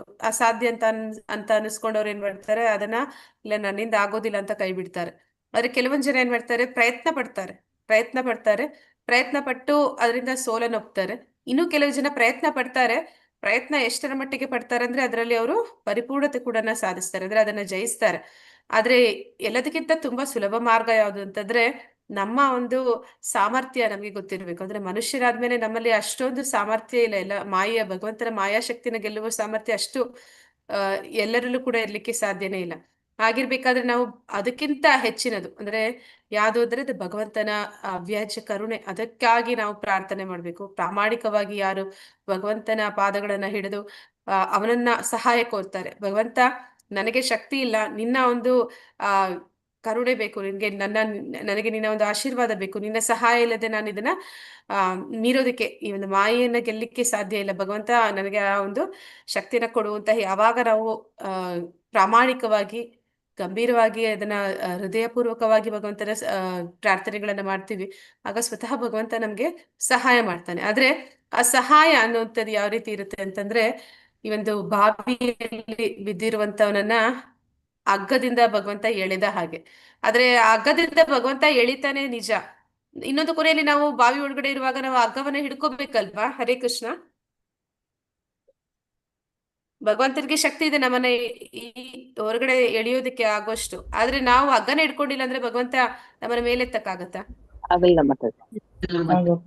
ಅಂದ್ರೆ ಆ ಹಗ್ಗ ಹಿಡ್ಕೊಳ್ಳುವಂತದ್ದು ಏನು ಅಂತಂದ್ರೆ ಈ ಶ್ರವಣ ಕೀರ್ತನ. ಅಂದ್ರೆ ನಾವು ಶ್ರವಣ ಕೀರ್ತನ, ಈ ಒಂದು ಕೃಷ್ಣ ಪ್ರಜ್ಞೆ ಅನ್ನುವಂಥದ್ದು, ಆ ಒಂದು ಪ್ರಕ್ರಿಯೆಯನ್ನ ಗಂಭೀರವಾಗಿ ಅದನ್ನ ಅಭ್ಯಾಸ ಮಾಡ್ತಾ ಇರ್ಬೇಕು. ಅದನ್ನ ನಾವು ಮಾಡೋದ್ ಬಿಟ್ಟು ಭಗವಂತ ನೀನ್ ಮಾತ್ರ ನನ್ನ ಕಾಪಾಡು ಅಂತ ಕೇಳೋದ್ರಲ್ಲಿ ಅರ್ಥ ಇಲ್ಲ. ಅಂದ್ರೆ ಆ ಹಗ್ಗವನ್ನ ನಾವು ಗಟ್ಟಿಯಾಗಿ ಹಿಡ್ದಿಟ್ಕೊಂಡ್ವಿ ಅಂದ್ರೆ ಭಗವಂತ ನಮ್ಮನ್ನ ಅಲ್ಲಿಂದ ಸುಲಭವಾಗಿ ಪಾರ್ ಮಾಡ್ತಾನೆ. ಅದನ್ನೇ ಇಲ್ಲಿ ಹೇಳ್ತಾ ಇದ್ದಾರೆ. ಭಗವಂತನ ಒಂದು ಶ್ರವಣ ಕೀರ್ತನ ಮಾಡುವಂಥದ್ದು, ಮತ್ತೆ ಭಗವಂತನ ಒಂದು ಅವ್ಯಾಜ್ಯ ಕರುಣೆನ ಅಪೇಕ್ಷೆ ಮಾಡ್ಬೇಕು ನಾವು. ಮತ್ತೆ ಸಕಲ ಜೀವಿಗಳಿಗೂ ಒಳ್ಳೆದನ್ನ ಮಾಡುವಂತಹ ಭಗವಂತ. ಅಂದ್ರೆ ನಾವು ನೋಡ್ತೀವಿ, ನಮ್ಮ ಪ್ರಯತ್ನ ಅನ್ನುವಂಥದ್ದು ಈ ಪುಟ್ಟ ಜೀವನದಲ್ಲಿ, ಈ ಒಂದು ಕೆಲವೇ ವರ್ಷಗಳು, 50 ವರ್ಷ 60 ವರ್ಷ ಇಲ್ಲ ಹೆಚ್ಚಂದ್ರೆ 70-80 ವರ್ಷ, ಅಷ್ಟರಲ್ಲಿ ನಾವು ಮಾಡುವಂತಹ ಪ್ರಯತ್ನಗಳು ಎಂಥದ್ದಿರುತ್ತೆ ಅಂತ. ಆದ್ರೆ ಭಗವಂತ ಅನೇಕ ಜನ್ಮಾಂತರಗಳಿಂದ ನಮಗಾಗಿ ಅವನು ಕಾಯ್ತಾ ಇದ್ದಾನೆ. ಅವನ ಪ್ರಯತ್ನ ನಮ್ಗಿಂತ ಹೆಚ್ಚಿನದು. ಹಾಗೆ ಭಗವಂತನ ಅಷ್ಟೊಂದು ಸಹಾಯ, ಅಷ್ಟೊಂದು ಪ್ರಯತ್ನ ಭಗವಂತ ಪಡ್ತಿರ್ಬೇಕಾದ್ರೆ ಕಲಿಯುಗದಲ್ಲಿ ನಾವೆಲ್ಲರೂ ಕೂಡ ತುಂಬಾ ಅದೃಷ್ಟಶಾಲಿಗಳು ಅಂತ ಹೇಳ್ತಾರೆ. ಅಂದ್ರೆ ಇಲ್ಲಿ ನಾವು ತುಂಬಾ ಹೆಚ್ಚು ಕಷ್ಟ ಪಡ್ಬೇಕಾಗಿಲ್ಲ ಅಂತ, ಸುಲಭವಾಗಿ ಭಗವಂತನ ನಾಮಸ್ಮರಣೆ ಮಾಡುವ ಮೂಲಕ ನಾವು ಪರಿಪೂರ್ಣತೆಯನ್ನು ಸಾಧಿಸೋದಕ್ಕೆ ಸಾಧ್ಯ ಇದೆ ಅಂತಂದಾಗ ಅದನ್ನ ನಾವು ಸದುಪಯೋಗ ಪಡಿಸ್ಕೋಬೇಕಂತ. ಅಂದ್ರೆ ದೇವತೆಗಳು ಕೂಡ ಕಲಿಯುಗದಲ್ಲಿ ಮನುಷ್ಯ ಜನ್ಮ ಪಡೆಯೋದಕ್ಕೆ ಇಚ್ಛಿಸ್ತಾರೆ ಅಂತ ಹೇಳ್ತಾರೆ. ಅಂದ್ರೆ ಇಲ್ಲಿ ಈ ಒಂದು ಜನ್ಮದಲ್ಲಿ ಕಲಿಯುಗದಲ್ಲಿ ಆ ಒಂದು ಆತ್ಮ ಸಾಕ್ಷಾತ್ಕಾರ ಪಡೆಯುವಂಥದ್ದು ತುಂಬಾ ಸುಲಭ ಅಂತ. ಅಂದ್ರೆ ಹಿಂದೆ ಸತ್ಯಯುಗದಲ್ಲಿ ಆಗಿನ ಕಾಲದಲ್ಲಿ ಹೇಗೆ ಅಂದ್ರೆ ಅನೇಕ ವರ್ಷಗಳ ಕಾಲ ಅವರು ಅನೇಕ ವರ್ಷಗಳ ಸಮಯ ಅವ್ರು ಏನ್ ಮಾಡ್ತಿದ್ರು, ಕಾಡಿನಲ್ಲಿ ಹೋಗಿ ತಪಸ್ಸನ್ನ ಮಾಡ್ತಿದ್ರು. ಎಂತಹ ತಪಸ್ಸುಗಳನ್ನ ಮಾಡ್ತಿದ್ರು ಅಂದ್ರೆ ಅವರ ದೇಹದಲ್ಲಿ ಈ ಒಂದು ಕ್ರಿಮಿಕೀಟಗಳು ಗೂಡನ್ನ ಮಾಡ್ತಿದ್ವು ಅಂತ ಹೇಳ್ತಾರೆ. ಅಷ್ಟೆಲ್ಲ ಕಷ್ಟ ಪಡ್ತಿದ್ರು. ಈಗ ಕಲಿಯುಗದಲ್ಲಿ ನಾವು ಅಷ್ಟೆಲ್ಲ ಕಷ್ಟ ಪಡ್ಬೇಕಾಗಿದ್ಯಾ? ಶ್ರಮ ಪಡ್ಬೇಕಾಗಿದ್ಯಾ? ಅಷ್ಟು ಸುಲಭವಾದ ಮಾರ್ಗ ಸಿಕ್ಕಿರುವಾಗ, ಮಾರ್ಗ ಏನೋ ಸುಲಭ, ಆದ್ರೆ ನಮ್ಮಲ್ಲಿ ಅದನ್ನ ಅಷ್ಟೇ ಏನಂತ ಹೇಳ್ತಾರೆ, ಗಂಭೀರವಾಗಿ ನಾವು ಅದನ್ನ ಸ್ವೀಕಾರ ಮಾಡ್ಬೇಕು ಅಂತ ಇಲ್ಲಿ ಭಗವಂತ ಅಳವಡಿಸ್ಕೋಬೇಕು. ಭಗವಂತ ನಮ್ಮನ್ನ ಹಿತ ಚಿಂತಕ, ನಮ್ಮನ್ನ ನಿಜವಾದ ಹಿತೈಷಿ ಯಾರು ಅಂತಂದ್ರೆ ಅದು ಭಗವಂತನೇ. ಎಲ್ಲ ಜೀವಿಗಳ ಹಿತೈಷಿಯವನು. ಭೋಕ್ತಾರಂ ಯಜ್ಞ ತಪಸ ಒಂದು ಶಾಂತಿ ಮಂತ್ರದಲ್ಲಿ ಹೇಳ್ತಾರೆ, ಎಲ್ಲರ ಸುಹೃದಂ ಸರ್ವಭೂತಾನಂ ಜ್ಞಾತ್ಮ ಮಾಂ ಶಾಂತಿ ವಿರುಜ್ಯತೆ ಅಂತ. ಎಲ್ಲರ ಒಂದು ಒಳ್ಳೆದನ್ನ ಬಯಸುವಂತವನು ಸ್ವತಃ ಭಗವಂತನೇ ಆಗಿರುವಾಗ ನಾವು ಅವನ ಒಂದು ಮಹಿಮೆಗಳನ್ನ, ಒಂದು ಗುಣಗಳನ್ನ ಹಾಡುವಂಥದ್ದು, ಕೇಳುವಂಥದ್ದು, ಮತ್ತೆ ಅಂತಹ ಒಂದು ವಿಷಯಗಳು ನಮ್ಮ ಮನಸ್ಸಿನಲ್ಲಿ ಇರುವಂತಹ ಎಲ್ಲ ಕಲ್ಮಶಗಳನ್ನ ದೂರ ಮಾಡುತ್ತೆ. ಅಂದ್ರೆ ನಮ್ಮಲ್ಲಿ ಯಾವ್ದೆಲ್ಲ ಅನರ್ಥಗಳಿದೆ ಆ ಅನರ್ಥಗಳು ಕ್ರಮೇಣ ದೂರ ಆಗ್ಬಿಡುತ್ತೆ. ಅಂದ್ರೆ ಅನರ್ಥಗಳನ್ನ ನಾವು ದೂರ ಮಾಡ್ಕೋಬೇಕಂದ್ರೆ ನಾವು ಪ್ರಯತ್ನ ಪಡೋದಕ್ಕಿಂತ ಭಗವಂತ ಅವನು ಸಹಾಯ ಮಾಡಿದ ಅಂತಂದ್ರೆ ಅದು ಏನಂತ ಹೇಳ್ತಾರೆ, ಯಾವುದೇ ಎಫರ್ಟ್ಲೆಸ್ ಆಗಿ ಅಂದ್ರೆ ಅಷ್ಟು ಶ್ರಮ ಪಡೆದಿರೋದು ನಮ್ಮನ್ನ ಅದರಿಂದ ದೂರ ಆಗುವಂತೆ ಮಾಡುತ್ತೆ. ಅಂದ್ರೆ ಯಾವಾಗ ನಾವು ಹೆಚ್ಚಿನ ಸಮಯವನ್ನ, ನಮ್ಮ ಶಕ್ತಿಯನ್ನ, ನಮ್ಮ ಒಂದು ಏನು ಗಳಿಕೆ, ನಾವೇನು ಸಂಪಾದನೆ ಮಾಡ್ತೀವಿ, ಯಾವ್ದೆಲ್ಲ ಅಮೂಲ್ಯ ಅಂತ ಅನ್ಕೋತೀವಿ, ಅದನ್ನೆಲ್ಲ ಭಗವಂತನಿಗೆ ನಾವು ಯಾವಾಗ ಸಮರ್ಪಣೆ ಮಾಡ್ತೀವಿ, ಆಗ ನಮ್ಮಲ್ಲಿ ಯಾವ್ದು ಬೇಡದ್ದೆಲ್ಲ ಇರುತ್ತೆ ಅದೆಲ್ಲ ಕೂಡ ತಂತಾನೆ ದೂರ ಆಗ್ಬಿಡುತ್ತೆ. ಅಂದ್ರೆ ಇಂತಹ ಒಂದು ಹಂತದಲ್ಲಿ ಇಲ್ಲಿ ಹೇಳ್ತಾ ಇದ್ದಾರೆ, ಭಕ್ತ ಬ್ರಾಹ್ಮಣನ ಗುಣಗಳನ್ನ ಪಡಿತಾನೆ ಅಂತ. ಅಂದ್ರೆ ಬ್ರಾಹ್ಮಣನಿಗಿಂತ ಹೆಚ್ಚಿನ ವೈಷ್ಣವನ ಗುಣಗಳನ್ನ ಅವನು ಪಡಿತಾನೆ. ಅವನಲ್ಲಿ ಯಾವತ್ತೂ ಕೂಡ ಈ ರಜೋಗುಣ ತಮೋಗುಣ ಅನ್ನುವಂಥದ್ದು ಇರೋದಕ್ಕೆ ಸಾಧ್ಯನೇ ಇಲ್ಲ. ಭಕ್ತಿ ಸೇವೆ ಅನ್ನುವಂಥದ್ದು, ಆ ಪ್ರಕ್ರಿಯೆ ಅನ್ನುವಂಥದ್ದು ಅದೇ ರೀತಿ ಅಂತದ್ದಾಗಿರುತ್ತೆ. ಅಂದ್ರೆ ನಮ್ಗೆ ಗುರುಗಳು ಹೇಳಿಕೊಡುವಂತಹ ಸಾಧನ ಭಕ್ತಿ ಯಾವ ರೀತಿ ಇರುತ್ತೆ ಅಂದ್ರೆ, ನಾವು ಬೆಳಗಿನ ಜಾವ ಅಷ್ಟೊತ್ತಿಗೆ ಎದೋಡ್ತೀವಿ, ಭಗವಂತನ ಸ್ಮರಣೆ ಮಾಡ್ತೀವಿ, ಭಗವಂತನ ಸೇವೆ, ಪೂಜೆ, ಆರತಿಯನ್ನ ಮಾಡ್ತೀವಿ ಅಂತಂದಾಗ ನಮ್ಮಲ್ಲಿ ಎಲ್ಲಾ ಸತ್ವಗುಣಗಳು ಅದು ತಂತಾನೆ ಬರುತ್ತೆ. ಅಂತಹ ಸತ್ವಗುಣದಲ್ಲಿ ಇರುವಂತಹ ವ್ಯಕ್ತಿಗೆ ಎಲ್ಲ ಜ್ಞಾನ, ಅಂದ್ರೆ ಯಾರು ಸತ್ವಗುಣದಲ್ಲಿ ಇರ್ತಾರೆ ಅವರಲ್ಲಿ ಜ್ಞಾನ ಅನ್ನುವಂಥದ್ದು ಇರುತ್ತೆ ಅನ್ನೋದನ್ನ ನಾವು ನೋಡ್ತೀವಿ, ಅವರ ಒಂದು ಗುಣ. ಹಾಗೆ ನಮ್ಮಲ್ಲಿ ಜ್ಞಾನೋದಯ ಆಗುತ್ತೆ ಅಂತ ಹೇಳಿ ಹೇಳ್ತಾ ಇದ್ದಾರೆ. ಆ ಒಂದು ಜ್ಞಾನ, ಒಳ್ಳೆಯ ಜ್ಞಾನ, ಯಾವ್ದು ಸರಿ ಯಾವ್ದು ತಪ್ಪು ಅಂತ ತಿಳಿಸ್ಕೊಡುವಂತಹ ಜ್ಞಾನ ನಮ್ಗೆ ಸಿಕ್ಕಾಗ ಈ ಭಕ್ತಿ ಮಾರ್ಗದಲ್ಲಿ ಪರಿಪೂರ್ಣತೆಯನ್ನ ಪಡೆಯುವಂಥದ್ದು ನಮಗೆ ಇನ್ನಷ್ಟು ಸುಲಭ ಆಗುತ್ತೆ. ಆಗ ನಮ್ಗೆ ಈ ವ್ಯಕ್ತಿ ಶುದ್ಧ ಭಕ್ತರಾಗೋದಕ್ಕೆ ಅದ್ರ ಪ್ರಥಮ ಅರ್ಹತೆ ಅಂತಂದ್ರೆ ಸತ್ವಗುಣಕ್ಕೆ ಬರುವಂತದ್ದು ಅಂತ ಹೇಳ್ತಾರೆ. ಹಾಗೆ ಯಾರು ಭಗವಂತನ ಸಹಾಯ ಪಡಿತಾರೆ ಅವರು ನೇರವಾಗಿ ವೈಷ್ಣವರಾಗೋ ಕಾರಣದಿಂದ ಸತ್ವಗುಣ ಅನ್ನೋದು ಕೂಡ ಮೀರಿರ್ತಾರೆ ಅಂತ ಇಲ್ಲಿ ಹೇಳ್ತಾರೆ. ಅಂತಹ ಅವರು ಕೂಡ ಅಂದ್ರೆ ಜೀವನದಲ್ಲಿ ಶುದ್ಧ ಭಕ್ತರಾಗ್ತಾರೆ ಅಂತ ಇಲ್ಲಿ ಹೇಳ್ತಾ ಇದ್ದಾರೆ. ಇಲ್ಲಿಗೆ ದೇವೋತ್ತಮ ಪರಮ ಪುರುಷನಾದ ಶ್ರೀಕೃಷ್ಣನ ಬಳಿಗೆ ಒಯ್ಯುವ ಜ್ಞಾನವಾದ ಶ್ರೀ ಈಶೋಪನಿಷತ್ತಿಗೆ ಭಕ್ತಿ ವೇದಾಂತ ವ್ಯಾಖ್ಯಾನ ಮುಕ್ತಾಯವಾಗ್ತಾ ಇದೆ. ಅಂದ್ರೆ ಈ ಒಂದು ಈಶೋಪನಿಷತ್ತು 18ನೇ ಕೊನೆಯ ಒಂದು ಮಂತ್ರ ಇಲ್ಲಿಗೆ ಇವತ್ತಿಗೆ ಮುಗ್ದಿದೆ. ವಾಂಛಾ ಕಲ್ಪತರುಭ್ಯಶ್ಚ ಕೃಪಾ ಸಿಂಧುಭ್ಯ ಏವ ಚ ಪತಿತನಾಂ ಪಾವನೇಭ್ಯೋ ವೈಷ್ಣವೇಭ್ಯೋ ನಮೋ ನಮಃ. ಅನಂತ ಕೋಟಿ ವೈಷ್ಣವ ವೃಂದ ಕಿ ಜೈ. ನಾಮಾಚಾರಿ ಹರಿದಾಸ್ ಠಾಕೂರ್ ಕಿ ಜೈ. ಇಲ್ಲಿ ಬಂದಿರುವಂತ ಎಲ್ಲ ಭಕ್ತರಿಗೂ ಜೈ. ಯಾರಿಗಾದ್ರೂ ಏನಾದ್ರೂ ಪ್ರಶ್ನೆಗಳಿದ್ದಲ್ಲಿ ಕೇಳ್ಬೋದು. ಹರೇ ಕೃಷ್ಣ. ಹರೇ ಕೃಷ್ಣ ಮಾತಾಜಿ. ಹರೇ ಕೃಷ್ಣ ಮಾತಾಜಿ.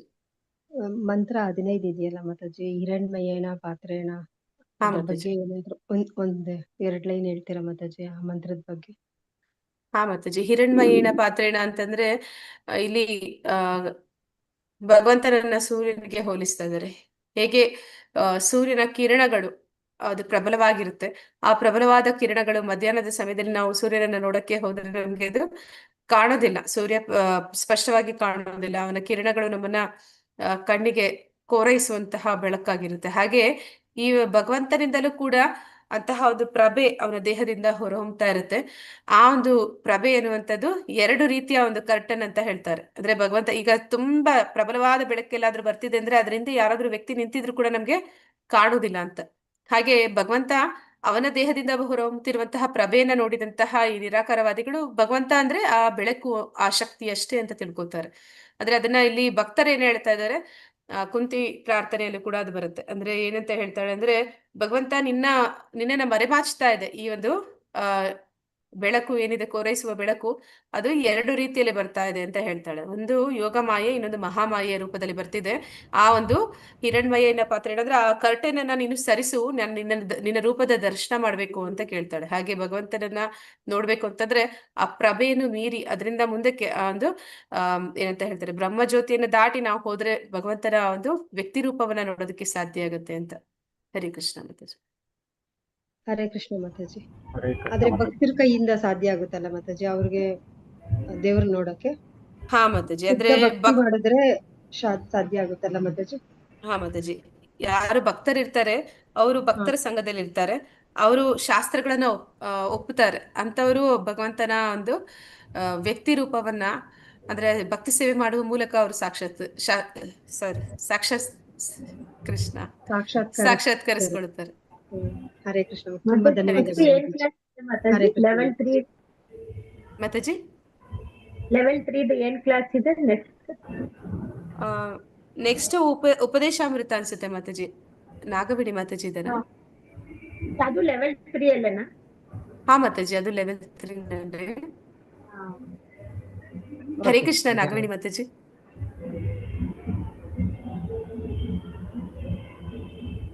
ಹರೇ ಕೃಷ್ಣ ಮಾತಾಜಿ. ಉಪದೇಶಾಮೃತ ಸೋಮವಾರದಿಂದ ಅಲ್ಲ ಮಾತಾಜಿ? ಹೌದು. ಓಕೆ.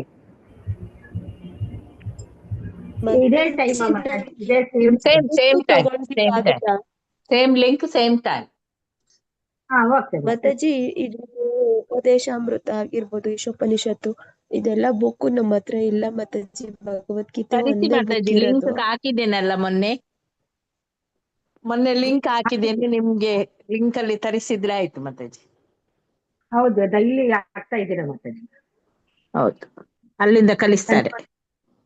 ನನಗ್ ಹರೇ ಕೃಷ್ಣ ಸಿಕ್ಕಿಲ್ಲ ಮಾತಾಜಿ. ಮಾತಾಜಿ. ಹರೇ ಕೃಷ್ಣ ಪುನೊಮ್ಮೆ ಮಾತಾಜಿ. ಹಾಕ್ತೇನೆ ಗುಂಪಿಗೆ. ಇವತ್ತು ಹರೇ ನಿಮ್ಮ ಕೃಷ್ಣ ಹೆಸರು ಮಾತಾಜಿ. ಉಂಟಲ್ಲ ಗುಂಪಲ್ಲಿ? ಮಾತಾಜಿ, ರತ್ನ ಅಂತ ಸೇವ್ ಮಾಡಿದೀರಾ ನೀವು? ಗ್ರೂಪ್ ಓಕೆ ಆಡ್ ಓಕೆ ಮಾಡಿದೀರಾ? ಓಕೆ, ಆಯ್ತು, ಗುಂಪಿಗೆ ಹರೇ ಹಾಕ್ತೇನೆ ಕೃಷ್ಣ ಪುನಃ. ಮಾತಾಜಿ. ಹರೇ ಕೃಷ್ಣ ಮಾತಾಜಿ. ಮಾತಾಜಿ, ಇವಾಗ ಈಶೋಪನಿಷತ್ತು ಆಗಿದೆಯಲ್ಲ, ಅದು ಕ್ವಿಜ್ ಯಾವ ತರ ಮಾತಾಜಿ? ಅಟೆಂಡ್ ಮಾಡ್ಬೋದಾ ಇವಾಗ್ಲೇ? ಇನ್ನು ಇಲ್ಲ ಲೇಟ್ ಮಾತಾಜಿ, ಒಟ್ಟಿಗೆ ಬರ್ತದೆ ಅದು. ಉಪದೇಶಾಮೃತ ಮತ್ತೆ ಅದೆಲ್ಲ ಒಟ್ಟಿಗೆ ಬರ್ತದೆ. ಭಕ್ತಿ ರಸಾಮೃತ ಸಿಂಧು ಎಲ್ಲ ಆಗೋಡ್ಬೇಕಾ ಹೌದು ಮಾತಾಜಿ? ಹೌದು. ಸರಿ ಮಾತಾಜಿ. ಹರೇ ಕೃಷ್ಣ. ಹರೇ ಕೃಷ್ಣ ಮಾತಾಜಿ. ಧನ್ಯವಾದಗಳು ಮಾತಾಜಿ. ಆದ್ರೆ ನೀವು ಇದನ್ನು ನಿಮ್ಮ ಇದು ಭಕ್ತಿ ವೃಕ್ಷದಲ್ಲಿ ನೀವು ಇದನ್ನು ಹ್ಮ್. ಡಿಸ್ಕಷನ್ ಮಾಡ್ಬೇಕು, ಮರಿಬಾರ್ದು ಯಾವಾಗ್ಲೂ. ಇಲ್ಲ ಮಾತಾಜಿ, ಭಕ್ತಿ ವೃಕ್ಷ ಕ್ಲಾಸೇ ಇಲ್ಲ ಮಾತಾಜಿ, ನಡೀತಾನೆ ಇಲ್ಲ ಅದು. ಯಾಕೆ ನಡೆಯುವುದಿಲ್ಲ? ಯಾರು ಬರ್ಲಿಲ್ಲಲ್ಲ ಮಾತಾಜಿ, ಒಂದು ವಾರ ಈಗಲಾದ್ರೂ ನಾನು ನೀವು ಬಂದು ಸೇರ್ಬೋದಲ್ಲ ಮಾತಾಜಿ, ಪ್ರಭುಜೀಸ್. ಯಾವ್ದಾದ್ರೂ ನಿಮ್ಮ ಟೈಮ್ ಅಡ್ಜಸ್ಟ್ ಮಾಡ್ಕೊಂಡು ಎಲ್ಲರೂ ಸೇರ್ಕೊಂಡು ಆ ಭಕ್ತಿ ವೃಕ್ಷವನ್ನು ಕಂಟಿನ್ಯೂ ಮಾಡಿ. ಅದರಲ್ಲಿ ನಿಮ್ಗೆ ತುಂಬಾ ವಿಷಯ ಡೌಟ್ಗಳೆಲ್ಲ ಬಂದಾಗ ನಿಮ್ಗೆ ಕೇಳಲಿಕ್ಕೂ ಸುಲಭ ಆಗ್ತದೆ. ಅಥವಾ ನಮಗೆ ಹೇಳಿ, ನಾವು ಆ ಟೈಮಿಗೆ ಫ್ರೀ ಇದ್ರೆ ನಾವು ಯಾರಾದ್ರೂ ಬಂದು ಸೇರ್ತೇವೆ. ಗೀತಾ ಮಾತಾಜಿ, ಭಕ್ತಿ ವೃಕ್ಷ ಬಂದು ಅದು ಬರ್ತಾನೆ ಇಲ್ಲ ಮಾತಾಜಿ, ಅದು ಗ್ರೂಪೇ ಇಲ್ಲ ಮಾತಾಜಿ. ಮಾಡಿ ಮಾತಾಜಿ, ಒಂದು ಗ್ರೂಪೇ ಮಾಡಿ ಕ್ರಿಯೇಟ್ ಮಾಡಿ ಸೇರಿ, ನಿಮ್ಮ ಟೈಮ್ ಅಡ್ಜಸ್ಟ್ ಮಾಡ್ಕೊಳ್ಳಿ. ಎಲ್ಲರಿಗೂ ಅನುಕೂಲ ಆಗುವಂತಹ ಟೈಮ್ ಅನ್ನು ಅಡ್ಜಸ್ಟ್ ಮಾಡಿ ಮಾತಾಜಿ. ಮಾತಾಜಿ ಭವ್ಯ ಮಾತಾಜಿ ಇದಾರೆ ನೋಡಿ ಮಾತಾಜಿ, ಇದು ಗ್ರೂಪ್ ಕ್ರಿಯೇಟ್ ಮಾಡಿದ್ರು ಅವರು. ಅವ್ರಿಗೆ ಹೇಳಿ ಮಾತಾಜಿ, ಭವ್ಯ ಮಾತಾಜಿಗೆ. ಭವ್ಯ ಮಾತಾಜಿ ಇದ್ರಲ್ಲಿ ಬರ್ತಾರಾ? ಬರ್ತಾ ಇದಾರೆ ನೋಡಿ ಮಾತಾಜಿ, ಇದಾರೆ. ಇದ್ದಾರಲ್ಲ ನೋಡಿ, ಕ್ರಿಯೇಟ್ ಮಾಡಿ ಮಾತಾಜಿ, ಎಲ್ಲರನ್ನು ಕೇಳ್ಕೊಳ್ಳಿ, ಒಂದು ಗ್ರೂಪ್ ಒಂದು ಕ್ರಿಯೇಟ್ ಮಾಡಿ. ಅದು ವಾರದಲ್ಲಿ ಒಂದಿನ ಅಥವಾ 2 ದಿನ ಆ ತರ ಏನಾದ್ರು ದಿನ ಮಾಡ್ಬೇಕು ಪ್ರಭುಜಿ. ವಾರದಲ್ಲಿ 1 ದಿವಸ 2 ದಿವಸ ನಿಮ್ಗೆ ಸಾಕಾಗುದಿಲ್ಲ ನೆನಪಿಗೆ. ದಿನ ಒಂದು ಅರ್ಧ ಗಂಟೆ ಆದ್ರೂ ಮಾಡಿ. ಮಾತಾಜಿ, ಇವಾಗ ಭಕ್ತಿ ವೃಕ್ಷ ಕ್ಲಾಸ್ ಸ್ಟಾರ್ಟ್ ಮಾಡಿದ್ರೆ ಇದು ಈಶೋಪನಿಷತ್ ಬಗ್ಗೆ ಡಿಸ್ಕಸ್ ಮಾಡ್ಬೇಕಾ? ಮತ್ತೆ ಮಾಡ್ಬೋದು ಮಾತಾಜಿ. ಅಲ್ಲ ಮಾತಾಜಿ, ಲೆವೆಲ್ 2 ನಲ್ಲಿ ನಾವು ಭಗವದ್ಗೀತೆನೆ ಒಂದು ಚಾಪ್ಟರ್ ಕೂಡ ನಾವು ಕಂಪ್ಲೀಟ್ ಮಾಡಿಲ್ಲ ಮಾತಾಜಿ ಡಿಸ್ಕಷನ್ ಅಲ್ಲಿ. ಈಗ ನೀವು ಇದನ್ನು ಕಂಟಿನ್ಯೂ ಮಾಡಿ, ಮತ್ತೆ ಪುನಃ ಭಗವದ್ಗೀತೆ ಇದಾದ ಕೂಡಲೇ ಭಗವದ್ಗೀತೆಯನ್ನು ಕಂಟಿನ್ಯೂ ಮಾಡಿ. ಇವಾಗ ಈಶೋಪನಿಷತ್ ಮಾಡ್ಬೇಕು ಅಂತೀರಾ ಮಾತಾಜಿ? ಹೌದು. ಇದು ಭವ್ಯ ಮಾತಾಜಿಗೆ ಹೇಳಿ ಮಾತಾಜಿ, ಲಿಂಕ್ ಕ್ರಿಯೇಟ್ ಮಾಡಿ ಅಂತ. ನಾವು ಸೇರ್ತೀವಿ, ಡಿಸ್ಕಸ್ ಮಾಡ್ತೀವಿ ಮಾತಾಜಿ. ಭವ್ಯ ಮಾತಾಜಿ ಮಾತಾಜಿ ಮಾಡ್ತೀರಾ? ಟೈಮಿಂಗ್ ಯಾರಾದ್ರೂ ಹೇಳಿದ್ರೆ ಆ ಟೈಮ್ಗೆ ಒಂದು ಲಿಂಕ್ ಕ್ರಿಯೇಟ್ ಮಾಡಿ. ನೋಡಿ, ನಿಮ್ಮ ಅನುಕೂಲ ಆಗುವಂತಹ ಟೈಮಿಂಗ್ಸ್ ಹೇಳಿ. ಮಧ್ಯಾಹ್ನ 3 ಗಂಟೆಯ ಮಾತಾಜಿ? ನಾವು ಮೊದ್ಲು 12 ಗಂಟೆ ಆ ತರ ಸೇರ್ತಾ ಇದ್ವಲ್ಲ ಮಾತಾಜಿ, ಹರೇ ಕೃಷ್ಣ ಮಾತಾಜಿ. ಹಾ, 11-12 ಭಾಗವತ ಇದೆ ಮಾತಾಜಿ. 11-12 ಬೇಡ ಮಾತಾಜಿ, ನಿಮ್ಮ ಟೈಮಿಂಗ್ಸ್ ಹೇಳಿ, ಅವ್ರು ಮಾಡ್ತಾರೆ. ಪೂರ್ತಿಯಾಗಿ ಇರ್ಲಿ ಮಾತಾಜಿ, ಎಲ್ಲರೂ ಫ್ರೀ ಇರ್ತಾರಲ್ವಾ? 7ರಿಂದ 8 ಮಾಡಿ ಮಾತಾಜಿ. 7ರಿಂದ 8 ಮಾಡಿ, ಆಮೇಲೆ 8ರಿಂದ ಕಂಟಿನ್ಯೂ ಸರಿ ಆಗುತ್ತೆ ಮಾತಾಜಿ. ಕರೆಕ್ಟ್ ಮಾತಾಜಿ. ಅಂದ್ರೆ ಮಾತಾಜಿ ಲಿಂಕ್ ಒಂದು ಕ್ರಿಯೇಟ್ ಮಾಡಿ ಆ ಗ್ರೂಪ್ ಅಲ್ಲಿ ಇಟ್ರೆ ಆಯ್ತಲ್ಲ ಮಾತಾಜಿ? ಈ ಲೆವೆಲ್ 3 ಗುಂಪಲ್ಲಿ ಹಾಕಿ ಬಿಡಿ, ಅವ್ರು ಮತ್ತೆ ಅದಕ್ಕೆ ಜಾಯಿನ್ ಆಗ್ಲಿ. ಆಮೇಲೆ ನೀವು ಅದಕ್ಕೆ ಆ ಗುಂಪಿಗೆ ಅವರನ್ನ ಆಡ್ ಮಾಡಿ, ಯಾರು ಬರ್ತಾರೆ ಅವರನ್ನೆಲ್ಲ ಆಡ್ ಮಾಡಿ. ಅಲ್ಲ ಮಾತಾಜಿ, 7:30 ತನಕ ಶ್ಲೋಕ ಕ್ಲಾಸ್ ಇರುತ್ತಲ್ಲ ಮಾತಾಜಿ? 7:30 ತನಕ ಇದೆ. 7:30ಯಿಂದ 8 ತನಕ ಮಾಡಿ ಹಾಗಾದ್ರೆ. Half an hour. ನಾನು ಲಿಂಕ್ ಕ್ರಿಯೇಟ್ ಮಾಡಿ ಹಾಕ್ತೀನಿ ಮಾತಾಜಿ. ಇವಾಗ ಅಂದ್ರೆ ಒಂದು 2 ದಿನ ಯಾವ ಟೈಮ್ ಎಲ್ಲ 7:30ಗೆ ಜಾಯಿನ್ ಆದ್ರೆ ಹಂಗೆ ಗ್ರೂಪ್ ಪಾರ್ಟಿಸಿಪೆಂಟ್ಸ್ ಆಡ್ ಆಗ್ತಾರೆ. ನಾನು ಕ್ರಿಯೇಟ್ ಮಾಡ್ತೀನಿ ಮತ್ತೆ. ಇದೇ ಗುಂಪಿನಲ್ಲಿ ಮಾಡ್ಬೋದಲ್ಲ 7:30ರಿಂದ 8? ಇನ್ನೊಂದು ಕ್ರಿಯೇಟ್ ಮಾಡೋ ಬದಲು ಇದ್ರಲ್ಲೇ ಮಾಡಿ ಮಾತಾಜಿ, ನಾವು ಆಗ ಬಂದಾಗ ಸರಿ ಆಗ್ತದೆ. ನಾವು ಜಾಯ್ನ್ ಆಗ್ತೀವಿ 7:30ಗೆ, ನೀವು ಅರ್ಧ ಗಂಟೆ ರಾತ್ರಿ ಮಾತಾಜಿ. ಅವಾಗ ಮೆಜಾರಿಟಿ ನೋಡ್ಕೊಂಡು ಆ ಟೈಮಿಗೆ ಮಾಡ್ಬಿಡ. ಮೆಜಾರಿಟಿ ನೋಡಿ ಆ ಟೈಮಿಗೆ ಮಾಡಿ. ಇನ್ನೊಂದು ಗ್ರೂಪ್ ಕ್ರಿಯೇಟ್ ಮಾಡೋದು ಬೇಡ. ಮಧ್ಯಾಹ್ನ ಸಾಯಂಕಾಲ ಆಗಲ್ಲ. 7ರಿಂದ 8 ಇಲ್ಲ 7:15 8 ಇಲ್ಲಿ ಯಾವ್ಯಾವ ಯಾವ್ಯಾವ ತರ ಆಗುತ್ತೋ ಹಾಕಿ ಆ ಮೆಜಾರಿಟಿ ನೋಡ್ಕೊಂಡು ಫಿಕ್ಸ್ ಮಾಡ್ಕೊಬಿಟ್ರೆ ಆಗುತ್ತೆ. 8 ಗಂಟೆಗೆ ಮುಂಚೆ ನಮ್ಗೆ ಆಗಲ್ಲ ಮತ್ತೆ. ಅದೇ ಆಗ್ತವ ನಮ್ಮ ಪ್ರಭುಜಿ. ಎಲ್ಲಾರು ಹಾಕಿ ನೋಡೋಣ ಅಂತೆ ಪ್ರಭುಜಿ. ಹರೇ ಕೃಷ್ಣ. ಗೀತಾ ಮಾತಾಜಿ. ಹಾ ಪ್ರಭುಜಿ. ಮಾತಾಜಿ, ನಿನ್ನೆ ಮಂತ್ರದಲ್ಲಿ ಈ ಸಾವಿನ ಸಂದರ್ಭದಲ್ಲಿ ನಮ್ಮ ಮನಸ್ಥಿತಿ ಹೇಗೆ ಅಂದ್ರೆ ಕರ್ಮಾನುಸಾರ ಇಚ್ಛಾನುಸಾರವಾಗಿ ಅದಕ್ಕೆ ತಕ್ಕಂತೆ ಆತ್ಮ ಶರೀರ ಪಡೆದುಕೊಳ್ಳುತ್ತೆ ಅಂತ ಹೇಳಿದ್ರಿ. ಈ ಶರೀರ ಭೌತಿಕ ಪ್ರಪಂಚದಲ್ಲಿ ಪ್ರಕೃತಿಯಿಂದ ಆದಂತ ಯಾವುದೇ ಜೀವಿ ಇರ್ಬೋದು, ಅದು ನಿರ್ಜೀವಿ ಇರ್ಬೋದು, ಅದು ಎಕ್ಸ್ಪೈರಿ ಡೇಟ್ ಮುಗಿಯುತ್ತೆ. ಆದ್ರೆ ಈ ಮನಸ್ಸು ಮತ್ತು ಆತ್ಮ ಜೊತೆಯಾಗಿರೋದ್ರಿಂದ ಆತ್ಮನ ಬಿಟ್ಟು ಹೋಗೋಕ್ಕೆ ಸ್ವಲ್ಪ ಅದಕ್ಕೆ ನೋವಾಗುತ್ತೆ ಅಂತ ತಿಳ್ಕೊಂಡ್ವಿ. ಅಂದ್ರೆ ದೇಹಕ್ಕೆ ಅಂಟ್ಕೊಂಡಿರೋದ್ರಿಂದ, ಮನಸ್ಸಿಗೆ ಅಂಟ್ಕೊಂಡಿರೋದ್ರಿಂದ ಈ ಶರೀರ ಸುಟ್ಟು ಬೂದಿ ಆದ್ಮೇಲೆ ಅಥವಾ ಪ್ರಾಣವಾಯು ಗಾಳಿಯಲ್ಲಿ ಬೆರ್ತೋದ್ಮೇಲೆ ಮಾತಾಜಿ, ಈ ದೇಹ ಮಾಡಿರೋ ತಪ್ಪಿಗೆ ಅಥವಾ ಮನಸ್ಸು ಮಾಡಿರೋ ತಪ್ಪಿಗೆ ಈ ಆತ್ಮಕ್ಕೆ ಬೇರೆ ಶರೀರ ಅಥವಾ ಬೇರೆ ಪ್ರಾಣಿಯ ಜನ್ಮ ಸಿಗೋದು ಇದು ಯಾವ ನ್ಯಾಯ ಅಂತ ನನಗೆ ಅರ್ಥ ಆಗಿಲ್ಲ ಮಾತಾಜಿ. ಇದು ಅಂದ್ರೆ ಪ್ರಭುಜಿ, ಮನಸ್ಸು ಬೇರೆ ಆತ್ಮ ಬೇರೆ ಅಲ್ಲ ಪ್ರಭುಜಿ. ಅಂದ್ರೆ ಮನಸ್ಸು ಅದು ಸೂಕ್ಷ್ಮ ಶರೀರ ಇರ್ಬೋದು, ಆದ್ರೆ ಅದರಲ್ಲಿ ಇಚ್ಛೆಗಳು ಬಂದಾಗ ಆತ್ಮ ಅದು ಇಚ್ಛಿಸ್ತಾ ಇರುವಂತಹದ್ದು. ಅಂದ್ರೆ ಅದನ್ನ ಅದು ಏನ್ ಮಾಡ್ತಾ ಇದೆ, ಆತ್ಮ ತನ್ನನ್ನ ತಾನು ಮರ್ತೋಗುತ್ತೆ, ತಾನು ಆತ್ಮ ಅನ್ನುವಂಥದ್ದು ಮರ್ತೋಗುತ್ತೆ, ತನ್ನನ್ನ ದೇಹದ ಜೊತೆಲಿ ಅದು ಸಮೀಕರಿಸ್ಕೊಳ್ಳುತ್ತೆ. ಅಂದ್ರೆ ಈಗ ಎಲ್ಲರೂ ನಾವು ಕೂಡ ಯಾರು ಹೇಳೋದಿಲ್ಲ ನೀವ್ ಯಾರು ಅಂತಂದ್ರೆ ಈ ದೇಹಕ್ಕೆ ಸಂಬಂಧಪಟ್ಟ ಹಾಗೆ ನೀವ್ ಹೇಳ್ಕೊತೀರ. ಹಾಗೆ ಮನಸ್ಸು ಕೂಡ ಆ ಸೂಕ್ಷ್ಮ ಶರೀರ ಆದ ಕಾರಣ ಮನಸ್ಸು ಕೂಡ ತಾನು ಅಂತಾನೆ ಅನ್ಕೊಳ್ಳುತ್ತೆ. ಯಾವಾಗ ನಾವು ಈಗ ನಾವು ನೋಡ್ತೀವಿ, ಮನಸ್ಸು ಏನ್ ಮಾಡುತ್ತೆ, ನಮ್ಗೆ ಆಸೆಗಳನ್ನ ಹುಟ್ಟಿಸುತ್ತೆ, ಇದು ಅದು ಅಂತ ಎಲ್ಲ ತೋರಿಸ್ತಾ ಇರುತ್ತೆ. ಆದ್ರೆ ಆ ಒಂದು ಆಯ್ಕೆ ಮಾಡ್ಕೊಳ್ಳುವ ಶಕ್ತಿ ಆತ್ಮನಿಗಿರುತ್ತೆ ಅಂತ ಹೇಳ್ತಾರೆ. ಅಂದ್ರೆ ಇದು ಬೇಕಾ ಬೇಡವಾ ಅಂತ ಡಿಸೈಡ್ ಮಾಡೋದು ನಮ್ಗೆ ಭಗವಂತ ಬಿಟ್ಟಿರ್ತಾನೆ. ಆ ಡಿಸೈಡ್ ಮಾಡೋ ಸಮಯದಲ್ಲಿ ನಾವು ಮನಸ್ಸು ಇಚ್ಛಿಸಿದ್ದನ್ನೆಲ್ಲ ನಾವು ಸರಿ ಅಂತ ಅದನ್ನ ಒಪ್ಕೋತಾ ಹೋದಾಗ ಏನಾಗುತ್ತೆ, ತಪ್ಪಿಗೆ ಶಿಕ್ಷೆ ಆಗುತ್ತೆ. ಅದನ್ನೇ ಹೇಳ್ತಾರೆ, ನಾವೇನಾದ್ರೂ ಮನಸ್ಸಿನಲ್ಲಿ ವಿಪರೀತವಾಗಿ ಏನೋ ಆಲೋಚನೆಗಳ ಓಡ್ತಾ ಇರ್ಬೇಕಾದ್ರೆ ಅದರಿಂದ ದೂರ ಸರಿದು ಆ ಮನಸ್ಸಿನ ಒಂದು ಕ್ರಿಯೆಗಳನ್ನ ನೀವು ದೂರ ನಿಂತು ನೋಡಿ ಅಂತ. ಅದನ್ನ ಯಾರು ಮಾಡಕ್ಕೆ ಅಷ್ಟು ಸುಲಭ ಇಲ್ಲ. ನಾವೇನ್ ಮಾಡ್ತೀವಿ, ಆ ಮನಸ್ಸಿನ ಜೊತೆ ಬೆರ್ತೋಗಿರೋ ಕಾರಣದಿಂದ ಆ ಮನಸ್ಸು ನಮ್ಮನ್ನ ಎಲ್ಲೆಲ್ಲ ಕರ್ಕೊಂಡು ಹೋಗುತ್ತೆ ಅಲ್ಲೆಲ್ಲ ಹೋಗ್ತಾ ಇರ್ತೀವಿ. ಆತ್ಮ ಆ ಕೆಲಸನ ಮಾಡುತ್ತೆ. ಅದನ್ನ ಮಾಡ್ದಿರೋದು, ಈ ಮನಸ್ಸು ಅನ್ನುವಂಥದ್ದು ಸೂಕ್ಷ್ಮ ಶರೀರ, ಅದು ನಾನಲ್ಲ. ಈ ದೇಹ ಅನ್ನುವಂಥದ್ದು ನನ್ನ ಸ್ಥೂಲ ಶರೀರ, ಅದು ಕೂಡ ನಾನಲ್ಲ ಅಂತ ಯಾವಾಗ ಅವನು ಅದರಿಂದ ದೂರ ಸರಿದು ಅದನ್ನ ಅಲ್ಲಿ ಆಗ್ತಾ ಇರುವಂತಹ ಒಂದು ವಿಷಯಗಳನ್ನ ಅವನು ತಾನು ಪ್ರತ್ಯೇಕವಾಗಿ ಕೂತು ನೋಡ್ತಾನೆ, ಆಗ ಅವನ್ಗೆ ಅದರಲ್ಲಿ ಸರಿ ತಪ್ಪುಗಳನ್ನ ತಿಳ್ಕೊಳ್ಳಿಕ್ಕೆ ಸಾಧ್ಯ ಆಗುತ್ತೆ. ಆ ರೀತಿ ಅವ್ನು ಮಾಡ್ದಿರಾ ತಾನೇ ಆ ಮನಸ್ಸು ಅಂತ ಅನ್ಕೊಂಡ್ಬಿಟ್ಟಾಗ ಏನ್ ಮಾಡ್ತಾನೆ, ಅದು ತೋರಿಸಿದ್ದನ್ನೆಲ್ಲ ಮಾಡಕ್ಕೆ ಶುರು ಮಾಡ್ತಾನೆ. ಅಂದ್ರೆ ಇದು ಆತ್ಮ ನಾನು ಅಂತ ಒಪ್ಕೊಳುತ್ತೆ ಮಾತಾಜಿ. ದೇಹ ಮನಸ್ಸು ಆತ್ಮ ಎರಡು ಬೇರೆ ಬೇರೆ ಅಲ್ಲ? ಹೌದು ಪ್ರಭುಜಿ. ಆತ್ಮ ಏನ್ ಮಾಡುತ್ತೆ ಅಂತಂದ್ರೆ ಈ ದೇಹನೇ ನಾನು ಅನ್ಕೊಳ್ಳುವಂಥದ್ದು ಅಥವಾ ಈ ಮನಸ್ಸೇ ನಾನು ಅಂತ ಅನ್ಕೊಳ್ಳುವಂಥದ್ದು ಅಂತಹ ಒಂದು ಏನಂತ ಹೇಳ್ತಾರೆ, ಅಜ್ಞಾನದಲ್ಲಿ ಅದು ಸಿಲುಕೊಳ್ಳುತ್ತೆ. ಅಂದ್ರೆ ಪ್ರಭುಜಿ, ಕರ್ಮ ಮಾಡ್ತಾ ಇರುವಂತದ್ದು ಪ್ರಕೃತಿಯಿಂದಾನೇ ಆಗ್ತಿರುವಂತದ್ದು. ಪ್ರಕೃತಿ ಸಹಾಯದಿಂದಲೇ ನಾವು ಕರ್ಮ ಮಾಡೋದಕ್ಕೆ ಸಾಧ್ಯ. ಅಂದ್ರೆ ದೇಹದ ಸಹಾಯದಿಂದಲೇ ಪ್ರಭುಜಿ ಕ್ಲಿಯರ್ ಇಲ್ಲ. ಹೇಳಿ ಮಾತಾಜಿ. ಓಕೆ, ದೇಹದ ಸಹಾಯದಿಂದಲೇ ನಾವು ಪ್ರತಿಯೊಂದು ಕರ್ಮಗಳನ್ನ ಮಾಡ್ತಿರುವಂತದ್ದು. ಆದ್ರೆ ಕರ್ಮ ಮಾಡ್ತಿರುವಂತದ್ದು ದೇಹ ಅನ್ನೋದನ್ನ ತಿಳ್ಕೊಂಡಂತಹ ವ್ಯಕ್ತಿ ಏನ್ ಮಾಡ್ತಾನೆ, ಅವನಿಗೆ ಕರ್ಮ ಬಂಧನ ಇಲ್ಲ ಅಂತ ಹೇಳ್ತಾರೆ. ಆದ್ರೆ ಆ ರೀತಿ ಮಾಡ್ದಿರ ಅವನು ನಾನೇ ಮಾಡಿದ್ದು ಅಂತ ಯಾವಾಗ ಹೇಳ್ತಾನೆ, ಅವಾಗ ಅವನಿಗೆ ಕರ್ಮ ಬಂಧನ ಸ್ಟಾರ್ಟ್ ಆಗುತ್ತೆ. ಅಂದ್ರೆ ಆತ್ಮಕ್ಕೆ ಇಚ್ಛೆ ಪಡೋದಷ್ಟೇ ಅವನಿಗಿರುವಂತಹ ಸಾಮರ್ಥ್ಯ. ಆದ್ರೆ ಅವನೇನ್ ಅನ್ಕೊಂಡ್ಬಿಡ್ತಾನೆ, ಇಲ್ಲ ಇದೆಲ್ಲ ನನ್ನಿಂದಲೇ ಆಗ್ತಿದೆ, ನಾನೇ ಮಾಡ್ತಾ ಇದ್ದೀನಿ ಅನ್ಕೋತಾನೆ. ಆಗ ಅನ್ಕೊಂಡಿದ ತಕ್ಷಣ ಅವನಿಗೆ ಆ ಕರ್ಮ ಬಂಧನ ಪ್ರಾರಂಭ ಆಗುತ್ತೆ.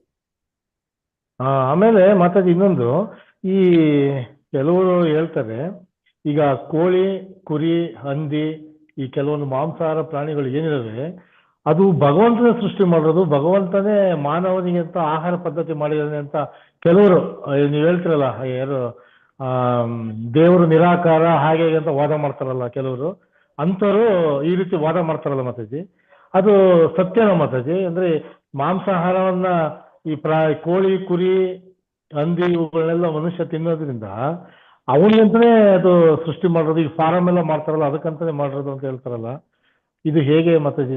ಇದ್ರ ಬಗ್ಗೆ ಸ್ವಲ್ಪ ಹೇಳ್ಕೊಡಿ. ಅಂದ್ರೆ ಪ್ರಭುಜಿ, ಇದೆಲ್ಲವೂ ಕೂಡ ಭಗವಂತ ಆ ರೀತಿ ಸೃಷ್ಟಿ ಮಾಡಿರುವಂತದ್ದಲ್ಲ. ಅವರವರ ಕರ್ಮಾನುಸಾರ ಅವ್ರಿಗೆ ಅಂತಹ ಒಂದು ದೇಹ ಸಿಕ್ಕಿದೆ.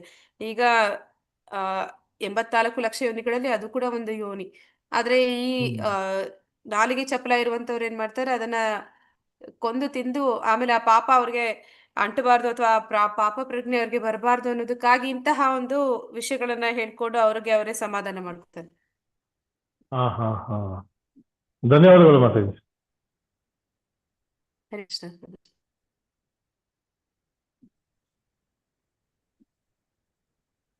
ಹೇಗೆ ಈ ಒಂದು ಅಸುರರು ಹೇಳ್ತಾರೆ ಭಗವಂತ ಇಲ್ಲ ಅಂತ, ಇದ್ದಿದ್ರೆ ಅವ್ನ ಕಣ್ಣೆದುರುಗಡೆ ಬರ್ತಿದ್ದ ಅಂತ. ಹಾಗೆ ಯಾವಾಗ ಅವರು ಆ ರೀತಿ ಹೇಳ್ತಾರೆ ಅಂತಂದ್ರೆ ಅವ್ರಿಗೆ ಭಗವಂತ ಇದ್ರೆ ನಾನು ಇಂಥ ತಪ್ಪುಗಳನ್ನ ಮಾಡೋದಕ್ಕೆ ನನ್ಗೆ ಸಹಾಯ ಆದ್ರೆ ನನಗೆ ಆ ಚಾನ್ಸ್ ಇಲ್ಲ ಅಂತ ಯಾವಾಗ ಅವ್ನಿಗೆ ಗೊತ್ತಾಗುತ್ತೆ, ಆಗ ಇಲ್ಲ ನನ್ ಭಗವಂತನೇ ಇಲ್ಲ ಅನ್ನುವಂಥದ್ದು.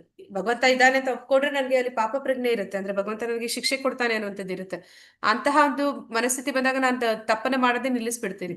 ಆದ್ರೆ ಅವನಿಗೆ ಅದನ್ನ ಮುಂದುವರಿಸಬೇಕು ಅಂತ ಅಂದಾಗ ಅವನು ಅವನದೇ ಆದಂತಹ ಒಂದು ವಿಷಯಗಳನ್ನ ವಿಚಾರಗಳನ್ನ ಅವರು ಹುಟ್ಟಾಕ್ತಾರೆ. ಹಾಗೆ ಅಂದ್ರೆ ಮಾತಾಜಿ ಪೂರ್ವ ಜನ್ಮದಲ್ಲಿ ಈ ಪಾಪ ಕರ್ಮಗಳು ಮಾಡಿ ಅಥವಾ ಪ್ರಾಣಿಗಳನ್ನ ಕೊಂದು ಪ್ರಾಣಿ ಹಿಂಸೆ ಮಾಡಿರೋರು ಮತ್ತೆ ಅವರು 84 ಲಕ್ಷ ಜೀವರಾಶಿಯಲ್ಲಿ ಅವರು ಕೂಡ ಅದೇ ಪ್ರಾಣಿ ತರನೇ ಅದೇ ರೀತಿ ಹುಟ್ಟಿ ಅವರು ಕೂಡ ಮಾಂಸಾಹಾರಗಳಾಗಿ ಬೆಳಿತಾರೆ ಅಂತ ಮಾತಾಜಿ.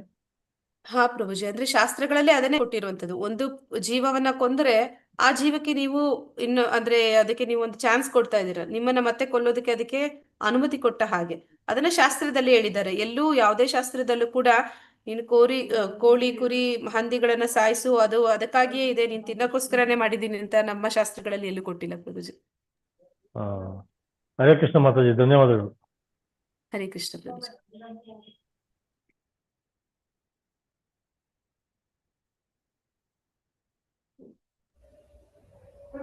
ಮಾತಾಜಿ ಮೊದಲು ಅದನ್ನೆಲ್ಲ ಮಾಡಿ ಆಮೇಲೆ ಕೃಷ್ಣ ಪ್ರಜ್ಞೆಗೆ ಬಂದ್ರೆ ಅದೆಲ್ಲ ಪರಿಹಾರ ಆಗುತ್ತಾ? ಅದನ್ನೇ ಹೇಳಿದ್ರು ಪ್ರಭುಜಿ, ಎಂತಹ ನೀಚ ಆಗಿದ್ರು ಕೂಡ, ನೀಚ ಯೋನಿಯಲ್ಲಿ ಅಂದ್ರೆ ನಾಯಿ ಮಾಂಸ ತಿಂದವನು ಕೂಡ ಭಗವಂತನಿಗೆ ಶರಣಾಗತಿ ಹೊಂದಿದ ಭಕ್ತಿ ಕಾರ್ಯದಲ್ಲಿ ಭಕ್ತಿ ಸೇವೆಯಲ್ಲಿ ತೊಡಗಿದ ಅಂದ್ರೆ ಕೂಡ್ಲೇ ಭಗವಂತ ಅವನ ಪಾಪಗಳನ್ನ ನಿವಾರಣೆ ಮಾಡ್ತಾನೆ ಅಂತ, ಆ ಪಾಪದಿಂದ ಅವನನ್ನ ಹೊರಗಡೆ ತರ್ತಾನೆ. ಆದ್ರೆ ಪಾಪದಿಂದ ಹೊರಗಡೆ ಬಂದ್ಮೇಲೆ ತಿರುಗಿ ನಾನು ಅದನ್ನೇ ಮಾಡ್ತೀನಿ ಅಂತಂದ್ರೆ ಭಗವಂತ ಮತ್ತೆ ಸಹಾಯ ಮಾಡೋದಿಲ್ಲ. ಅಂದ್ರೆ ನಿಜವಾದ ಒಂದು ಏನಂತ ಹೇಳ್ತಾರೆ, ಪಾಪ ಪ್ರಜ್ಞೆ ಇರ್ಬೇಕು ನಮ್ಗೆ, ನಾನ್ ಮಾಡಿದ ತಪ್ಪು ಅನ್ನುವಂಥದ್ದು ಗೊತ್ತಿರ್ಬೇಕು, ನಾನು ಮತ್ತೆ ಅದನ್ನ ಮಾಡಲ್ಲ ಅಂತ ಇರ್ಬೇಕು.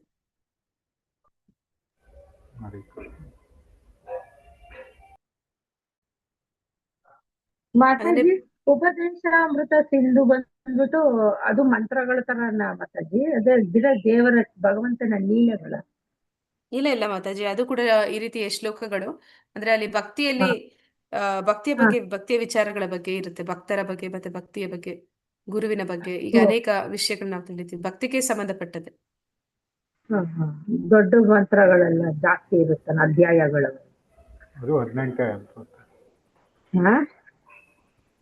18 ಮಂತ್ರಗಳು ಅನ್ಸುತ್ತೆ ಮೋಸ್ಟ್ಲಿ. ಓ ಸರಿ ಸರಿ, ಸರಿ ಧನ್ಯವಾದಗಳು ಮಾತಾಜಿ, ಚೆನ್ನಾಗಿ ಹೇಳಿದ್ದೀರಾ. ನಾವು ಜ್ಞಾಪಕ ಇಟ್ಕೊಳ್ಳೋದು ಸ್ವಲ್ಪ ಕಷ್ಟ. ಅದಕ್ಕೆ ಮಾತಾಜಿ ನೀವು ಬರಕ್ ಮುಂಚೆ ಒಂದ್ಸಲಿ ಓದಿ, ಕ್ಲಾಸ್ ಆದ್ಮೇಲೆ ಇನ್ನೊಂದ್ಸಲಿ ಇಮಿಡಿಯೇಟ್ ಆಗಿ ಓದ್ಬಿಡಿ, ಅವಾಗ ನೆನಪಲ್ಲಿ ಉಳಿಯುತ್ತೆ. ಓ ಅದು ಓಕೆ ಓಕೆ, ಸರಿ ಸರಿ. ಓ ಸ್ಕೂಲ್ ಹೋಮ್ವರ್ಕ್ ತರ? ಹಾ ಮಾತಾಜಿ, ಅವತ್ತಿಂದ ಅವತ್ತೇ ಓದ್ಬಿಟ್ರಿ ಅಂದ್ರೆ ತಲೆಯಲ್ಲಿ ಉಳಿಯುತ್ತೆ, ಇಲ್ಲ ಅಂತಂದ್ರೆ ಮರ್ತು ಬಿಡ್ತೀರಾ. ಕರೆಕ್ಟ್. ನಾನು ಸ್ವಲ್ಪ ಬರ್ಕೊಳ್ತಾ ಇದ್ದೀನಿ ಮಾತಾಜಿ, ಪಾಯಿಂಟ್ಸ್ ಎಲ್ಲ ಬರ್ಕೊಳ್ತಾ ಇದ್ದೀನಿ, ಯಾವ ಮಂತ್ರದಲ್ಲಿ ಏನೇನ್ ಬರುತ್ತೆ ಪಾಯಿಂಟ್ಸ್ ಅಂತ. ಅದೊಂದ್ಸತಿ ತಿರುವಾಸಿ ನೋಡ್ತೀನಿ ನಿಮ್ಗೆ. ಹಂಗೆ ಆಗ್ಲಿ ಮಾತಾಜಿ, ಧನ್ಯವಾದಗಳು. ಧನ್ಯವಾದಗಳು ಮಾತಾಜಿ. ಹರೇ ಕೃಷ್ಣ. ಧನ್ಯವಾದಗಳು ಮಾತಾಜಿ.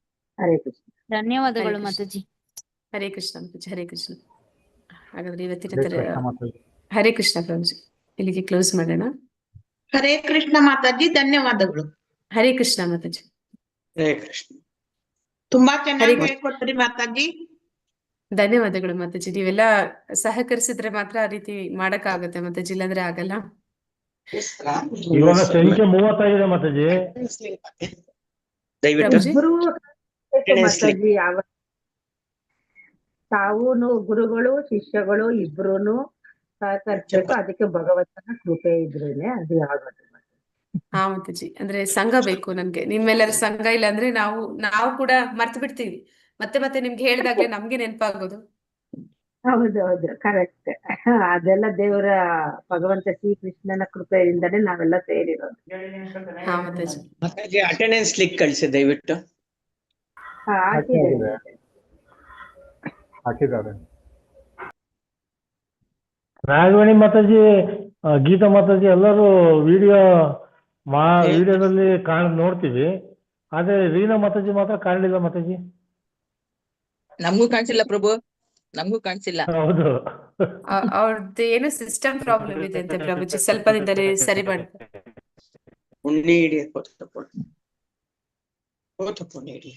ಹರೇ ಕೃಷ್ಣ ಮಾತಾಜಿ, ಧನ್ಯವಾದಗಳು. ಧನ್ಯವಾದಗಳು. ನೀವ್ ಮಾಡ್ಬೋದಾ ಓಕೆ ಓಕೆ ಮಾತಾಜಿ. ಅಟೆಂಡೆನ್ಸ್ ಯಾರೋ ಹಾಕ್ತೀನಿ ಅಂತ ಹೇಳ್ತಿದ್ರು, ಹಾಕಿದಾಯ್ತಾ ಪ್ರಭುಜಿ? ಇಲ್ಲಪ್ಪ, ಇಲ್ಲ ಮಾತಾಜಿ, ಕಳ್ಸಿ ಇನ್ನೊಂದ್ಸಲಿ ದಯವಿಟ್ಟು. ಇದೆಯಲ್ಲ, ಅಟೆಂಡೆನ್ಸ್ ಲಿಂಕ್ ಕಳಿಸಿ ಮಾತಾಜಿ. ಇದೆ ಅಟೆಂಡೆನ್ಸ್ ಲಿಂಕ್ ಇದೆ. ಮಾತಾಜಿ ನಾಳೆ ರಜಾನಾ? ಸಂಡೇ? ಹೌದು ಪ್ರಭುಜಿ, ಸೋಮವಾರ ಇರುತ್ತೆ. ಸೋಮವಾರ ರೀನಾ ಮಾತಾಜಿ ಬರ್ತಾರಾ? ಇರ್ಬೇಕು ಪ್ರಭುಜಿ.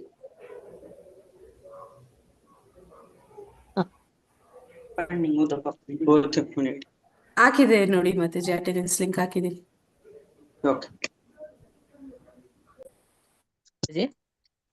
ಹರೇ ಕೃಷ್ಣ ಮಾತಾಜಿ. ಹೇಳಿ ಮಾತಾಜಿ. ಎಲ್ಲಿರೋದ್ ನೀವು? ಎಲ್ಲಿರೋದ್ ಮಾತಾಜಿ? ಮಾತಾಜಿ ನೀವ್ ಎಲ್ಲಿರೋದು? ಮಂಗ್ಳೂರೇನಾ? ಇಲ್ಲ ಇಲ್ಲ ಮಾತಾಜಿ, ನಾವು ಬ್ಯಾಂಗ್ಳೂರ್. ಬೆಂಗಳೂರು ಎಲ್ಲಿದ್ದೀರಿ ಮಾತಾಜಿ? ಹೊಸಕೋಟೆ ಮಾತಾಜಿ. ಓ, ಹೊಸಕೋಟೆ ಅಂದ್ರೆ ಇನ್ನೊಬ್ರು ಬಂದ್ರಲ್ಲ ಮಾತಾಜಿ, ಮೊನ್ನೆನು ಹೊಸಕೋಟೆ ಅಂತ ಒಬ್ರು ಇನ್ನೊಬ್ರು ಮಾತಾಜಿ ಬಂದ್ರು ಅವತ್ತು. ಯಾರು ಅವರು? ನಂಗೆ ಹೆಸರು ಮಾಡ್ತಾಯಿತ್ತು ಮಾತಾಜಿ. ಸ್ವಲ್ಪ ವಯಸ್ಸಲ್ಲಿದ್ದಾರೆ, ಇನ್ನು ಹೆಂಗಾಗಿದ್ದಾರೆ ಅವರು. ಹೊಸಕೋಟೆಯಿಂದ ಒಬ್ರು ಮಂಗಳ ಮಾತಾಜಿ ಹೆಸರೇನೋ ಮರ್ತಾಯ್ತು ಮಾತಾ ಪ್ರಭು ನನ್ಗೆ. ಅವರು ಹೊಸಕೋಟೆಯಿಂದಾನೆ ಮಾಡಿದ್ದು, ಅವರು ಹೊಸಕೋಟೆಯಿಂದಾನೆ ಬಂದಿದ್ದು ಅಂತ ಹೇಳಿದ್ರು. ಕರೆಕ್ಟ್ ಮಾತಾಜಿ. ಅಶ್ವಿನಿ ಮಾತಾಜಿ. ಅಲ್ಲಿ ಇದೆಯಾ ಮಾತಾಜಿ? ಹೊಸಕೋಟೆಯಲ್ಲಿ ಇಸ್ಕಾನ್ ಇದೆಯಲ್ವಾ?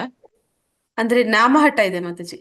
ಹಾ, ಅಲ್ಲಿ ಶಿವಾನಂದ್ ಪ್ರಭು ಅಂತ ಒಬ್ರು ಇದಾರೆ ಪ್ರಭು ಮಾತಾಜಿ, ಅವ್ರುನು ಕ್ಲಾಸ್ಗಳು ಮಾಡ್ತಾರೆ ಕೆಲವು. ಹಾ ಮಾತಾಜಿ, ನೀವು ಅಲ್ಲೇ ಇರೋದಾ ಮಾತಾಜಿ? ಇಲ್ಲ ಮಾತಾಜಿ, ನಮ್ಮ ನೆಲಮಂಗಲ. ಇಲ್ಲಿ ಇವರು HBR ಇದೆ ಮಾತಾಜಿ, ಪೆತ್ತನಹಳ್ಳಿ ಅಂತ ಇದೆ, ಮತ್ತೆ ಇನ್ನೊಂದು ಇಲ್ಲೇ ಇದೆ ಸುತ್ತಮುತ್ತ 2-3 ನಾಮಹಟ್ಟಗಳು ಇಟ್ಟಿದ್ದಾರೆ. ಅದೇ ಅವರು ಹೊಸಕೋಟೆಯಲ್ಲೇ ಇದೀವಿ ಅಂತ ಹೇಳ್ತಾ ಇದ್ರು. ಅದಕ್ಕೆ ಕೇಳಿದೆ ಮತ್ತೆ, ನಿಮ್ಗೆ ಗೊತ್ತಿದೆಯೇನೋ ಅಂತ ಕೇಳಿದೆ. ಇಲ್ಲ ಮಾತಾಜಿ, ಶಿವಾನಂದ ಪ್ರಭುಜಿ ಅಂದ್ರೆ ಅವ್ರ ಹೆಸರು ನನ್ಗೆ ಗೊತ್ತಿಲ್ಲ ಅನ್ಸುತ್ತೆ, ನಾನು ನೋಡಿರ್ತೀನೇನೋ. ಅಂದ್ರೆ ಅವರು ಶೇಷಾದ್ರಿಪುರಂನಲ್ಲಿ ತುಂಬಾ ಇರ್ತಾರೆ, HSR ಲೇಔಟ್ ಇರ್ತಾರೆ, ಶೇಷಾದ್ರಿಪುರಂ ಇರ್ತಾರೆ. ಹಾ ಮಾತಾಜಿ. ಶೇಷಾದ್ರಿಪುರಂದಲ್ಲಿ ಇದೆಯಾ ಮಾತಾಜಿ? ಶೇಷಾದ್ರಿಪುರಂ ಇರ್ತಾರೆ ಶಿವಾನಂದ್ ಪ್ರಭು. ಶಿವಾನಂದ್ ಪ್ರಭು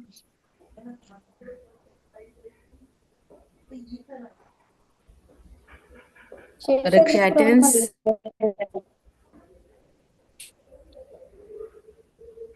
ಮಾತಾಜಿಗಳು ಯಾರು ಇದ್ದಾರೆ ಅಂದ್ರೆ ನಮ್ಗೆ ಒಂದೊಂದ್ಸರಿ ಕ್ಲಾಸ್ಗಳು ಕೊಟ್ಟಾಗ ಗೊತ್ತಾಗುತ್ತೆ ಅಷ್ಟೇ ಮಾತಾಜಿ, ಇಲ್ಲಾಂದ್ರೆ ಇಲ್ಲಿ ಇದಾಗುತ್ತೆ. ಶೇಷಾದ್ರಿಪುರಂದಲ್ಲಿ ಇಸ್ಕಾನ್ ತರನಾ ಅಥವಾ ಯಾವ ತರ ಇದೆ ಮಾತಾಜಿ? ಅಲ್ಲಿ ದೇವಸ್ಥಾನನೇ ಇದೆ ಪ್ರಭುಜಿ, ಇಸ್ಕಾನ್ ದೇವಸ್ಥಾನ ಇದೆ ಶೇಷಾದ್ರಿಪುರಂ. ಶೇಷಾದ್ರಿಪುರಂ ದೊಡ್ಡ ದೇವಸ್ಥಾನ ಮತ್ತೆ ಪ್ರಭು. ಹೌದಾ? ಜಗನ್ನಾಥ ರಥಯಾತ್ರೆ ಆಗುತ್ತಲ್ಲ ಜೋರಾಗಿ. ಜಗನ್ನಾಥ ಇದ್ದಾರೆ. ಜಗನ್ನಾಥ ಇದಾರಲ್ಲ, ರಥಯಾತ್ರೆ ತುಂಬಾ ಚೆನ್ನಾಗ್ ಆಗುತ್ತೆ ಅಲ್ಲಿ. ಪಾಣಿಯಟ್ಟಿ ಯಾತ್ರೆ ಆಗುತ್ತೆ. ಮಾತಾಜಿ ಮತ್ತೆ ಅಂಬಿಕಾ ಮಾತಾಜಿ ಎಲ್ಲ ಅಲ್ಲಿ ಸೇವೆ ಕೊಡ್ಲಿಕ್ಕೆ ಹೋಗ್ತಾರೆ. ಸರಿ ರೀನಾ ಮಾತಾಜಿನ ಹೋಗ್ತಾರೆ. ಮಾತಾಜಿ ಹೋಗ್ತಾರೆ.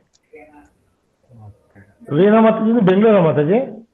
ಮಾತಾಜಿ ಹೌದು ಪ್ರಭುಜಿ.